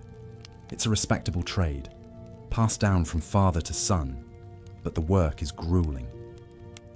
The heat from the kiln leaves his face permanently reddened and his hands rough and calloused. As John ladles the steaming pottage into crude bowls, his wife Agnes sets out a loaf of dense, dark bread. It's a meagre meal, but a welcome one after a day spent bent over the potter's wheel. Their children, 2 small boys and a girl, eagerly gather around the rough-hewn table, grateful for the simple fare. Across the village, a hunched figure shuffles towards his hovel, leaning heavily on a gnarled walking stick. This is old Thomas, the oldest inhabitant of the village. His once strong body is now bent and twisted with age and a lifetime of hard labor. In his youth, Thomas was a falconer, training hawks and falcons for the lords to use in hunting. It was a position of some prestige, but a lonely one. The falconer often spent long hours in the fields and forests, far from human companionship. As Thomas settles onto his straw pallet, his mind drifts back to those days. The piercing cry of a falcon, the rush of wings, the thrill of the hunt. They were hard years, but good ones. He thinks of the young man he once was, filled with hope and dreams of a better life. Dreams that never came to fruition, ground down by the relentless cycle of toil and poverty. In another part of the village, a woman kneels by a small stream, scrubbing clothes on a washboard. This is Martha, the village midwife and healer. Hers is a position of great responsibility, assisting with births and tending to the sick and injured. But it is also a precarious one. If a birth goes badly or a patient dies, the midwife is often the first to be blamed, sometimes even accused of witchcraft. Martha's hands are red and chapped from the constant washing, and her back aches from bending over, but she knows her work is vital. Without her skills, many more mothers and infants would be lost. As she hangs the wet garments on a line to dry, Martha murmurs a quiet prayer for the health and safety of her village. As darkness falls, the peasants gather in small groups, huddled around flickering rushlight candles. They share stories and songs, seeking comfort in the fellowship of their neighbors. The old tales are told again, legends of brave knights and fair maidens, of mischievous sprites and wise old crones. For a few precious hours, the hardships of their lives are forgotten, lost in the magic of the storyteller's words. But all too soon, the candles gutter out and the villagers disperse to their beds, knowing that dawn will come all too early. They sleep deeply, exhausted from the day's labours, their dreams haunted by the never-ending cycle of work that is a peasant's lot. And yet, even in the midst of this hard life, there are moments of joy and beauty. The laughter of children playing in the sun-dappled fields, the sweet taste of a ripe berry, warm from the summer sun, the quiet satisfaction of a job well done, a challenging task accomplished through skill and perseverance. These are the small treasures that make life worth living, that give the peasants the strength to face another day. For despite the hardships, they are a resilient people, their spirits not easily broken. They find hope in the turning of the seasons, in the unshakable belief that better days lie ahead. And so they endure, these simple folk, tilling the land and tending the beasts, their lives woven inextricably into the rich tapestry of the medieval world. As the night deepens and the village settles into slumber, we are reminded of the countless generations of peasants who came before, the men and women whose toil and struggle laid the foundations for the world we know today. Theirs was a hard life, a life of unrelenting labour and scant reward, but it was also a life of great dignity and quiet heroism. In the grand sweep of history, their names may be forgotten, their stories lost to time, but their legacy endures, etched into the very soil they tilled, the stones they laid, the crafts they practiced. They were the backbone of medieval society, the unsung heroes who kept the wheels of civilization turning through the darkest of times. So let us remember them, these humble peasants, as we drift off to sleep in our own comfortable beds. Let us honour their strength and their sacrifice, and cherish the freedoms and comforts we enjoy today. For in doing so, we keep their memory alive, a flicker of light against the darkness of the ages. As the first rooster begins to crow, heralding the dawn of a new day, the village stirs to life once more. The cycle begins anew, the planting and the reaping, the birthing and the dying, the endless round of the seasons. And through it all, the peasants endure, their lives a testament to the indomitable spirit of the human soul. As the swineherd drives his pigs back to their pen, the sun dips lower in the sky, casting a warm golden glow over the Lord's estate. The gong farmer, a man named John, is just beginning his unenviable task for the day. He collects his tools, a long-handled ladle, a bucket, and a simple cloth mask to cover his nose and mouth. With a heavy sigh, he makes his way to the first of the estate's cesspits. The stench hits him like a physical blow as he removes the cover. John tries to breathe through his mouth as he lowers his ladle into the dark, viscous depths. He scoops the muck into his bucket, gagging at the overpowering odor of human waste and decay. It's a vile job, but someone has to do it. After all, even lords and ladies must heed the call of nature. John knows he's fortunate to have steady work, even if it is loathsome. He thinks of his friend Thomas, one of the ditch diggers, who spends his days knee-deep in mud, excavating trenches and drainage channels. It's backbreaking labour, made all the worse by the clouds of biting flies that swarm around the workers as they toil under the hot sun. As John slogs from cesspit to cesspit, he dreams of a better life, perhaps as a skilled craftsman like the blacksmith or the thatcher.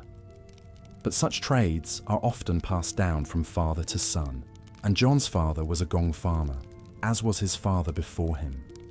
It seems his fate is sealed, much like the noxious contents of his bucket. Nearby, the steady thunk of an axe rings out as the woodcutter fells a tree. It's dangerous work, with the ever-present risk of being crushed by a falling trunk or losing a limb to an errant swing of the axe. The woodcutter's arms ache with fatigue, but he cannot rest. The estate's fireplaces and ovens have a constant hunger for wood, and it's his job to feed them.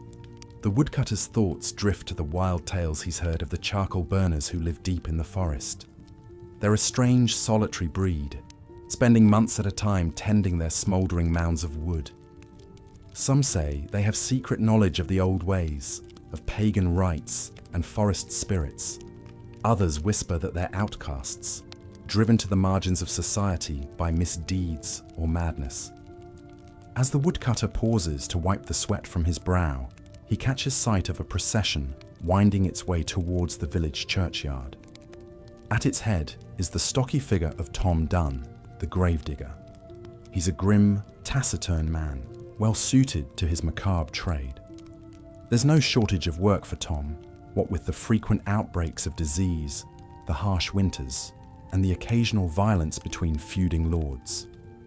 Some of the village women whisper that Tom is cursed, that his proximity to death has tainted his soul. They say he talks to the corpses he buries, that he pries gold teeth and rings from their stiffening jaws. There are even rumours that he's been seen walking the churchyard at night, his lantern casting eerie shadows among the gravestones. But Tom pays no heed to such talk. He's too busy with the endless cycle of digging and filling, of laying the dead to rest in the cold, dark earth. He takes a grim sort of pride in his work, knowing that he's the last person to handle the earthly remains of the departed. As the gravedigger's procession fades into the distance, John the gong farmer finally finishes his nauseating rounds. He sets down his bucket and heads towards the small hut he calls home. His wife Agnes is stirring a pot of thin gruel over the fire. She wrinkles her nose as John steps inside, the stench of the cesspits clinging to his clothes and skin. John splashes some precious water from a basin onto his face and hands, trying to rinse away the worst of the filth. He knows he should be grateful for his lot in life. After all, he has a roof over his head and food in his belly, meagre though it may be.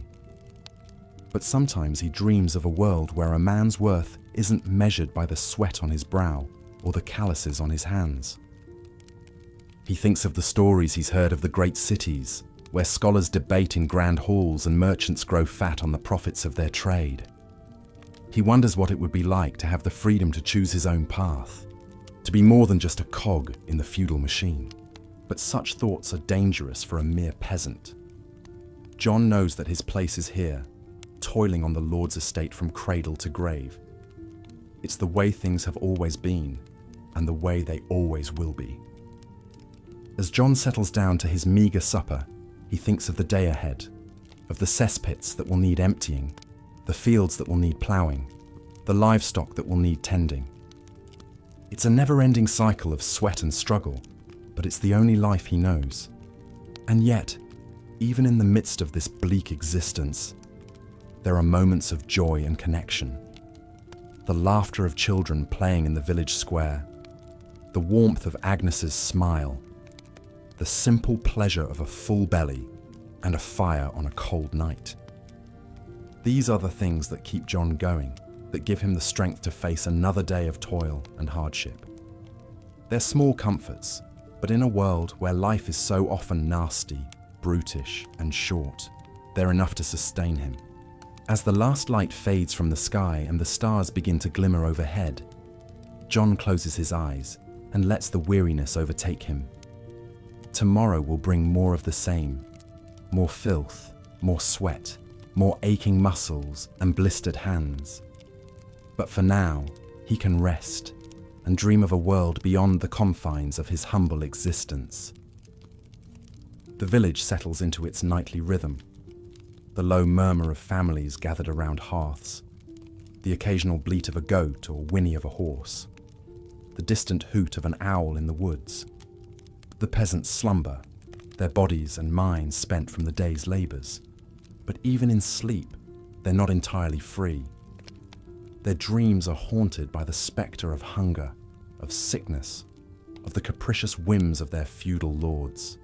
They twitch and mutter, their faces gripped tight with fear or pain or despair. And yet, amidst the darkness, there are flickers of hope.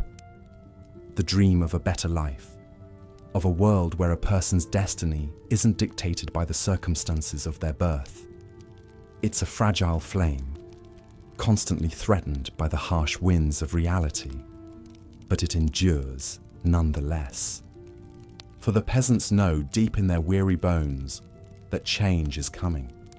They can feel it in the restlessness that stirs in their hearts, in the whispered conversations of rebellion and revolt that drift through the village like smoke. One day their voices will rise in a mighty chorus, demanding justice and freedom. One day the shackles of the old order will be cast aside, and a new world will be born. But for now, they sleep. They rest their battered bodies and brace themselves for the struggles of the day to come. And they keep the flicker of hope alive in their dreams, knowing that even the darkest night must eventually give way to dawn. As the first rooster crows and the peasants stir from their restless slumber, the cycle begins anew. They rise with aching backs and calloused hands, ready to face another day of endless toil. Some tend to the animals, others head to the fields, their stoic faces hiding the weariness within. John the Gong farmer picks up his dreaded bucket, steeling himself for the stench that awaits. Thomas the ditch digger grabs his shovel, his mind already calculating the hours until he can rest. Agnes stokes the fire and begins preparing the day's meagre meals, her thoughts on her children's empty bellies. In the distance, the Lord's manor looms, a symbol of wealth and power, so far removed from the peasants' daily struggle for survival. They know their place in this feudal hierarchy, forever beholden to the whims and dictates of their supposed betters. But the seeds of change have been planted, and they're beginning to take root in the most unexpected places. A grizzled veteran of the 100 Years' War returning to his village with stories of a wider world. A travelling monk preaching radical notions of equality under God. A restless young peasant daring to dream of a life beyond the confines of his station. These ideas spread like wildfire, passing from one peasant to another in furtive whispers and knowing glances. They speak of a world turned upside down, of lords and ladies brought low and common folk raised high. They speak of ancient rights and freedoms, long suppressed but never forgotten. And so, even as they go about their backbreaking labours, the peasants nurture this spark of rebellion in their hearts. They know the road ahead will be long and fraught with peril. They know that many will suffer and die in the struggle to come. But they also know that they can no longer abide the yoke of servitude, the grinding poverty and endless indignities of their lot. They've tasted the promise of a better life, and they're willing to fight for it, come what may. So they toil on, their bodies bent but their spirits unbroken. They endure the hardships of the present, sustained by the dream of a brighter future, and they wait for the moment when the scales will finally tip, when the fury of the oppressed will boil over and sweep away the old order like chaff in the wind. This is the untold story of the medieval peasantry. Not just a litany of their labours and hardships, but a testament to their resilience, their tenacity, their unquenchable thirst for justice. It's a story that echoes across the centuries, reminding us of the indomitable spirit that lies at the heart of every struggle for freedom and dignity. And so, as we gaze back through the mists of time, let us remember these humble folk, the gong farmers and ditch diggers, the woodcutters and swineherds. Let us honour their sacrifices and their triumphs, their dreams and their defiance, for in the end, it was their sweat and blood that laid the foundation for the world we know today. It was their unsung heroism that paved the way for the rights and liberties we now take for granted. Their names may have been lost to history, but their legacy endures. And as long as there are those who strive for a better world, their story will never be forgotten. The sun rises higher in the sky, casting its light over the medieval village. The peasants labour on, their lives a testament to the indomitable human spirit in the face of adversity. It's a story as old as civilization itself, and one that will continue to be written as long as there are those who dream of a brighter tomorrow. But for now, we leave them to their toil, secure in the knowledge that their struggles and their triumphs will echo through the ages. Rest well, weary listener, and may the quiet courage of these medieval peasants be a balm and an inspiration even in the darkest of times. As the sun set over the medieval village, casting a warm golden glow across the thatched roofs and muddy lanes, the weary peasants trudged home after another long day of backbreaking labour. Their hands were calloused and their faces weathered from countless hours toiling in the fields, tending to livestock and serving their feudal lords. Despite the hardships they endured, there was a quiet dignity in their simple way of life, a strength and resilience forged through adversity. For most peasants, there was little hope of ever escaping the crushing poverty and servitude that defined their existence. They were bound to the land, their fates intertwined with the fortunes of their noble masters. From the moment they were born until their dying breaths, they were destined to work the soil, raise crops and animals, and fulfill their duties with unquestioning obedience. But even amidst the daily grind of feudal life, there were occasional moments of reprieve and joy. The church feast days were eagerly anticipated events when work ceased and the village came together to celebrate their faith and community. Harvest time, too, brought a sense of satisfaction and camaraderie as neighbours worked side by side to bring in the ripened grain before winter set in. And then there were the travelling minstrels who sometimes passed through the village, bringing with them songs, stories and news from distant lands.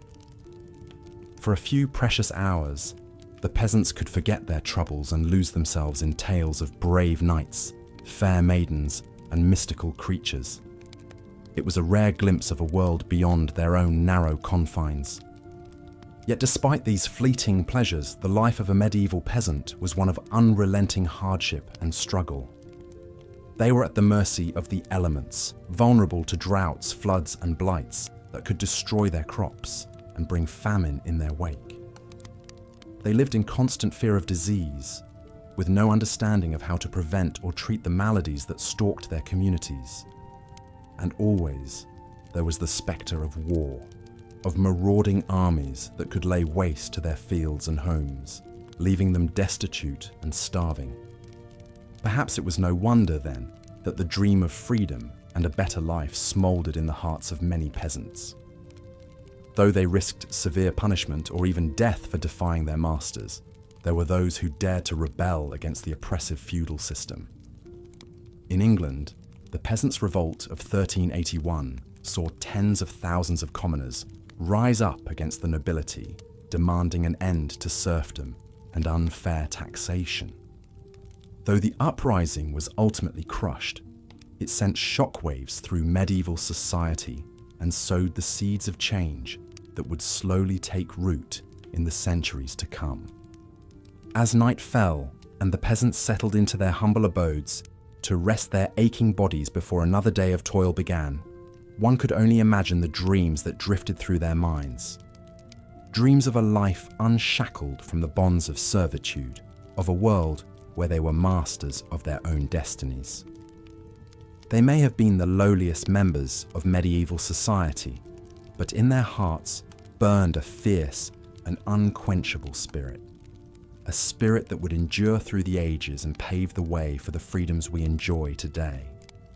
So let us pause and reflect on the lives of these medieval peasants, the common folk whose hard labour and quiet strength built the very foundations of the modern world. Though their names may be lost to history, their legacy lives on in the values of perseverance, resilience, and hope that they embodied. As we drift off to sleep, let us carry their stories with us and honour the sacrifices they made. For in remembering and learning from the past, we may just find the wisdom and courage to face the challenges of our own time. The peat diggers were another group of medieval peasants who toiled in obscurity, carrying out backbreaking work that was vital to the functioning of their communities. In a time before coal or gas, peat was a crucial source of fuel for heating homes and cooking food. But harvesting this dense, spongy material from boggy wetlands was no easy task. Peat diggers would venture out into the misty moors and fens, armed with sharp, spade-like tools called slians. With practiced movements, they would cut rectangular blocks of peat from the waterlogged earth, each one about the size of a brick. It was grueling, repetitive labour that left their hands blistered and their muscles aching. The heavy waterlogged peat had to be lifted out of the bog and stacked carefully to dry, a process that could take weeks or even months. Despite the challenges of their work, some peat diggers managed to find solace and even beauty in their solitary pursuits. One such figure was Meg, a peat wife who lived in the lowlands of Scotland during the 14th century. Little is known about Meg's life, but fragments of her poetry have survived, offering a rare glimpse into the mind and heart of a medieval peasant woman. In her verses, Meg wrote of the quiet majesty of the moors, the changing colours of the seasons, and the simple joys of a life lived in harmony with nature. She found inspiration in the rugged landscape that surrounded her, from the purple heather that bloomed in the summer to the ghostly wisps of fog that drifted over the bogs in the early morning hours. But Meg's poetry also hinted at the hardships and sorrows of her existence.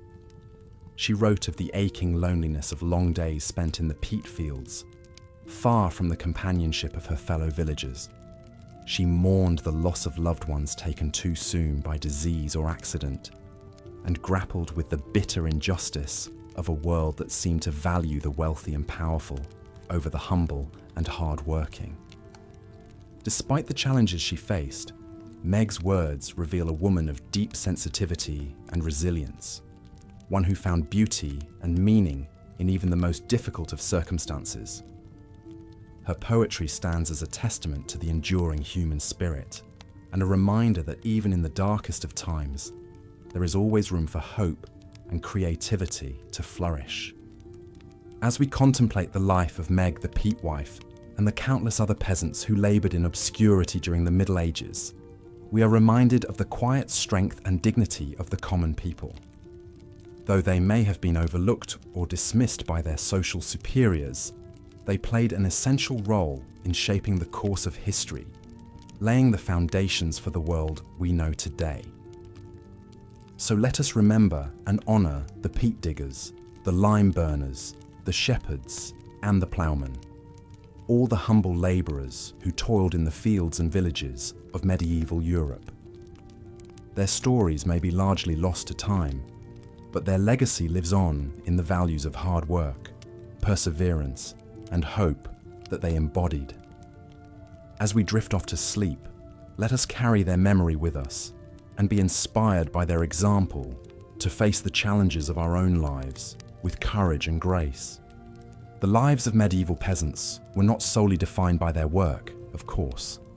Despite the grinding poverty and social constraints they faced, these men and women still found ways to carve out moments of joy, community, and self-expression in their daily existence. One of the most eagerly anticipated respites from the daily grind were the church feast days that punctuated the medieval calendar. On these holy days, work was forbidden, and the entire village would come together to celebrate their faith and enjoy a much-needed break from their labours. The air would be filled with the sounds of ringing church bells, cheerful music, and laughter as families and neighbours gathered to feast, dance, and socialise. For many peasants, these festive occasions were a rare opportunity to indulge in a bit of revelry and excess. Tables would groan under the weight of hearty dishes like roasted meats, savoury pies, and fresh-baked bread, washed down with copious amounts of ale or mead. Children would play boisterous games while their elders gossiped, traded stories, and perhaps even engaged in a bit of good-natured rivalry with folks from neighbouring villages. But church feast days weren't just about food and fun. They also served an important social and spiritual function, reinforcing the bonds of community and shared belief that helped peasants weather the hardships of their lives. In a world where most people rarely travelled beyond their own village, these gatherings were a chance to connect with the wider world, to feel part of something greater than themselves. Similarly, the harvest season was a time of great significance for medieval peasants, marking the culmination of months of hard work and anxiety. As the crops ripened in the fields, the entire community would mobilize to bring in the precious bounty before the weather turned. Men, women, and children would work side by side from dawn to dusk, cutting grain with sickles, bundling it into sheaves, and hauling it to the threshing floor. It was exhausting, all-consuming labor, but it was also imbued with a sense of purpose and camaraderie. The success of the harvest could mean the difference between a comfortable winter and a season of hunger and hardship, so everyone pitched in to ensure that not a single stalk was wasted. And when the last sheaf was brought in, the village would erupt in celebration, with feasting, dancing, and songs of thanksgiving. For a few brief, shining moments, the divisions of class and status would fade away, and everyone from the lowliest serf to the local lord would come together in a spirit of shared achievement and relief. It was a reminder that, despite the many challenges and injustices of medieval life, there was still much to be grateful for. Of course, not all of the joys of peasant life were communal in nature. Even in the midst of their daily labours, individuals found ways to express their creativity and find moments of solitary pleasure.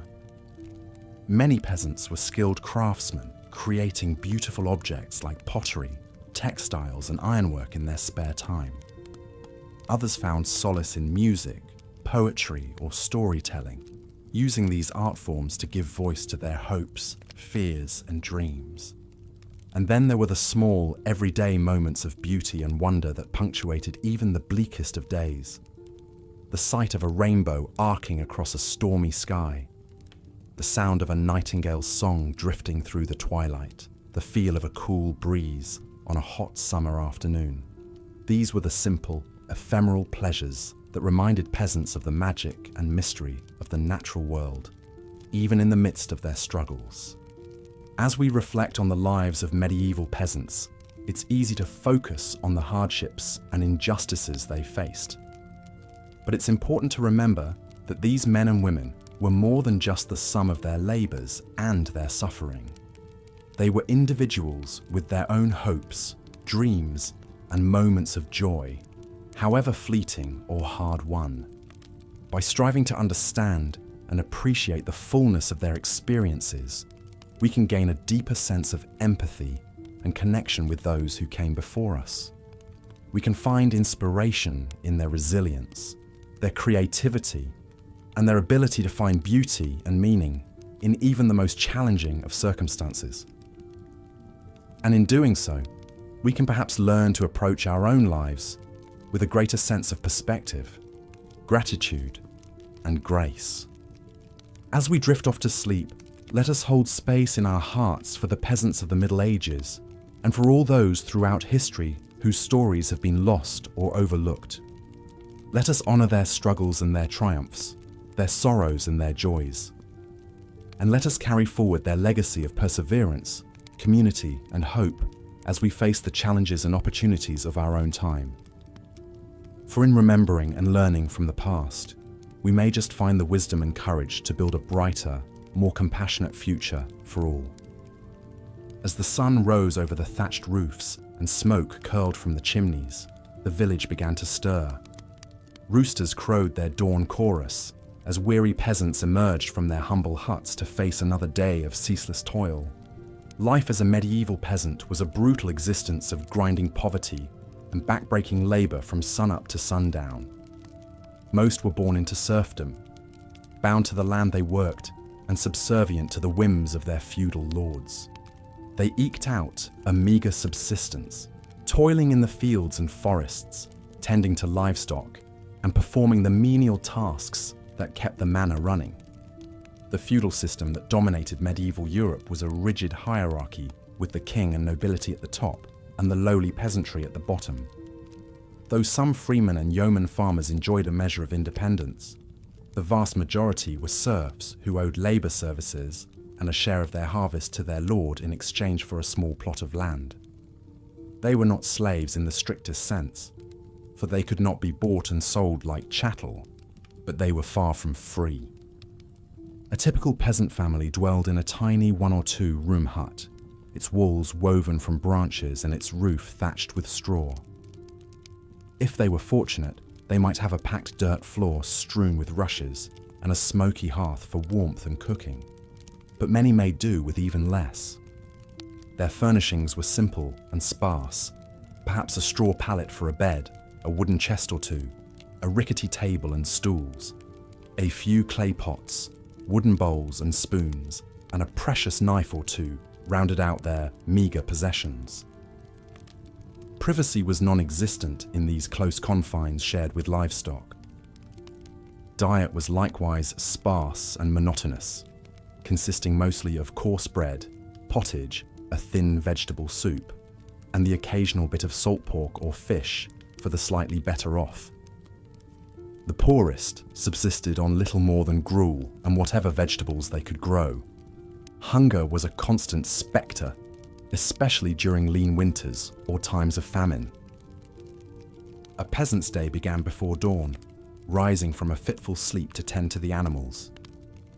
Cows needed to be milked, chickens fed, pigs slopped. Shepherds drove their flocks out to pasture, watching warily for wolves.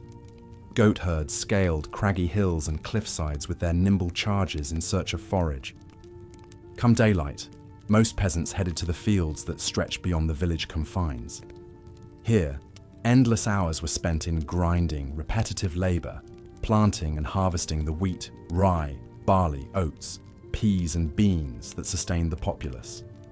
It was a hard-scrabble existence at the mercy of the elements, pests, and the success of the harvest. Hunched over in the morning chill, the ploughman guided his lumbering oxen team as they strained against the heavy wooden plough. Foot by foot, furrow by furrow, he tilled the soil in the time-honoured way, unchanged for centuries. It was exhausting work that left him bone-weary and aching at day's end. Following in his wake came the sowers, scattering precious seed carefully saved from the previous harvest. With a deft flick of the wrist, they cast the grain upon the fertile earth, knowing that their family's survival depended on their skill and judgment. Would birds steal the seed? Would too much rain drown the tender shoots? Only time would tell. When the wheat ripened to a tawny gold beneath the summer sun, the reapers assembled, armed with their curved sickles. Bent double, they methodically scythed the stalks, gathering them into sheaves to be collected and threshed. It was a race against time and weather to complete the harvest before autumn storms could ruin the crop. Men, women and children all had vital roles to play, and none were idle. When not required in the fields, peasant women cared for the young, the elderly and the sick, kept the fire going, fetched water, baked bread, brewed weak ale, and if time allowed, spun wool and wove coarse cloth to make clothing. Even children as young as 5 contributed to the household by gathering eggs, picking vegetables, herding geese, or scaring birds from the crops. While the vast majority of peasants toiled in anonymity, their lives unrecorded, a few remarkable individuals defied the odds to leave their mark on history. One such person was William Langland, born around 1330 in the English Midlands to a poor but pious farming family. Though details of his early life are scarce, as a bright lad of humble birth, Langland's options were limited. Like countless others, he seemed destined for a life of menial drudgery. But fate and the local clergy intervened. Impressed by his quick mind and devotion, the parish priest took an interest in the youth, teaching him to read and write. In an era when literacy was a rarity among the lower classes, this gift of education would change the course of Langland's life. With his new skills, Langland was able to join the ranks of the minor clergy, likely starting as a lowly parish clerk before working his way up to become a chantry priest. It was a respectable position that offered a measure of status and security, if not great wealth. But for all his learning, Langland never forgot his roots. He remained deeply troubled by the plight of the common folk and the injustices he witnessed daily. Serfdom, poverty, disease, corruption in the church, and the capricious cruelty of the nobility. These weighed heavy on his soul. Langland channeled his compassion and outrage into his life's great work, a sprawling, allegorical poem called Piers Ploughmen, or Peter the Ploughman. Rich in satire and social commentary, it chronicles the dream-world adventures of a humble ploughman named Piers in his quest for truth and understanding. Through his namesake, Langland gave voice to the voiceless peasantry, laying bare their hardships and humanity. With biting wit, he skewered the hypocrisy of the clergy and the avarice of the aristocracy, calling for a return to Christian charity and the dignity of honest labour. Though written in the Middle English vernacular, rather than the Latin of the learned class, Piers Ploughmen struck a chord, circulating widely and inspiring calls for reform. Langland's empathy and insight elevated the struggles of the common man to the level of literature and influenced writers for generations to come. In a life that could have been unremarkable, William Langland made the choice to be a witness and a voice for his fellow peasants. His words gave them a measure of immortality they never could have imagined as they trudged home each dusk on aching feet, the soil still beneath their nails, to sleep and rise again to toil anew. For those with a passion for animals over crops, being a shepherd or goat herd offered a degree of independence and mobility, if not comfort.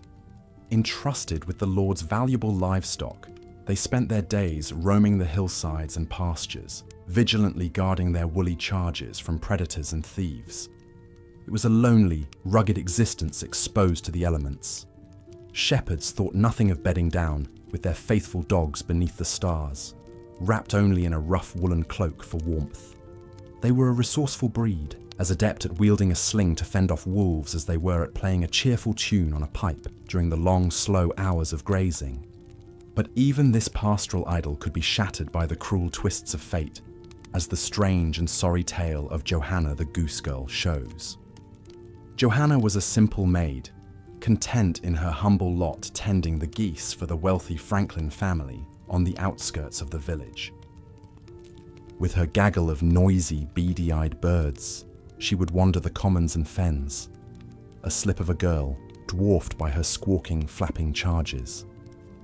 The villagers would smile to see her go by, trailed by a great white and grey cloud of honking geese oblivious to all but the next choice morsel. Johanna had a way with the fowl, a knack for keeping them in line with softly spoken words and the occasional stern wave of her crook. She took pride in delivering them plump and pristine for the Franklin's table on high feast days and holidays. But beneath her sunny demeanour, Johanna harboured a secret passion. Whenever she could steal a moment away from her geese, she would hasten to the hedgerows and forest edges to gather herbs, feverfew, tansy, pennyroyal, wolfsbane. With patient experimentation, she taught herself the arts of healing and remedy, tending to sick villagers and birthing mothers with her potions and poultices. Word of her gift spread, and soon people from all over the district were seeking out the goose girl for her cures and midwifery skills. To the desperate and ailing, Johanna was an angel of mercy, but to others, especially those in power, an unlearned peasant girl meddling in such matters could only be one thing: a witch. Accused by envious rivals and fearful clerics, Johanna was arrested and hauled before the court. In vain, she protested her innocence, claiming she was but a simple goose girl who had only ever sought to help those in need. But the forces arrayed against her were implacable. Witnesses came forth to swear they had seen her cavorting with imps and devils in the moonlight, gathering strange herbs for her foul brews. Under threat of torture, poor Johanna broke down and confessed to all manner of outlandish crimes and congress with Satan. Her terrible fate was sealed. The sentence, burning at the stake, was handed down swiftly and without mercy. The pious villagers who had once sought her aid now jeered and cursed as she was led to the pyre, bewailing her betrayal and wicked ways. As the flames licked around her, Johanna's desperate screams pierced the air, mingling with the crackle of the fire and the honking of the geese set free to wander masterless. A pungent whiff of herb smoke tinged the inferno, lending a bitter irony to her demise. Thus perished Johanna, the goose girl, a victim of the ignorance and superstition of her age. Her crime, naught but compassion cloaked in the peasant arts of herb and healer. In a time when women, especially those of low birth, were so easily demonized, her fate was all too common. Not all jobs on the Lord's estate allowed for the small freedoms and open air enjoyed by the goose girls and shepherds. For those at the very bottom of the social order, only the most menial, unpleasant tasks would do. Chief among these was the reviled role of the gong farmer, a lowly serf charged with the unenviable task of cleaning out latrines, privies, and cesspits. Day after day, these wretched souls would wade knee-deep through the fetid muck, shoveling the waste into buckets to haul away and dispose of. The stench was unbearable, a noxious miasma of human excrement mingled with rotten food scraps, animal dung, and other vile effluvium. Even the hardiest soul would gag and heave, eyes streaming, as they tried to breathe through a rag tied across their face. But worse than the smell was the very real danger of disease. The gong farmers waded unprotected through a toxic soup, teeming with parasites and pathogens, at a time when concepts of hygiene and sanitation were utterly alien. It's little wonder so many fell victim to dysentery, cholera, and other horrific ailments. Their life expectancy was dismally short. It's telling that this critical but loathsome job was reserved for the lowest of the low in the feudal hierarchy. These were the expendables, the untouchables, their lives considered of little worth beyond the filthy function they provided. They were shunned by their fellow peasants and exist mostly as passing references in the chronicles of the time, faceless and forgotten. Slightly higher on the estate drudgery scale were the ditch diggers, tasked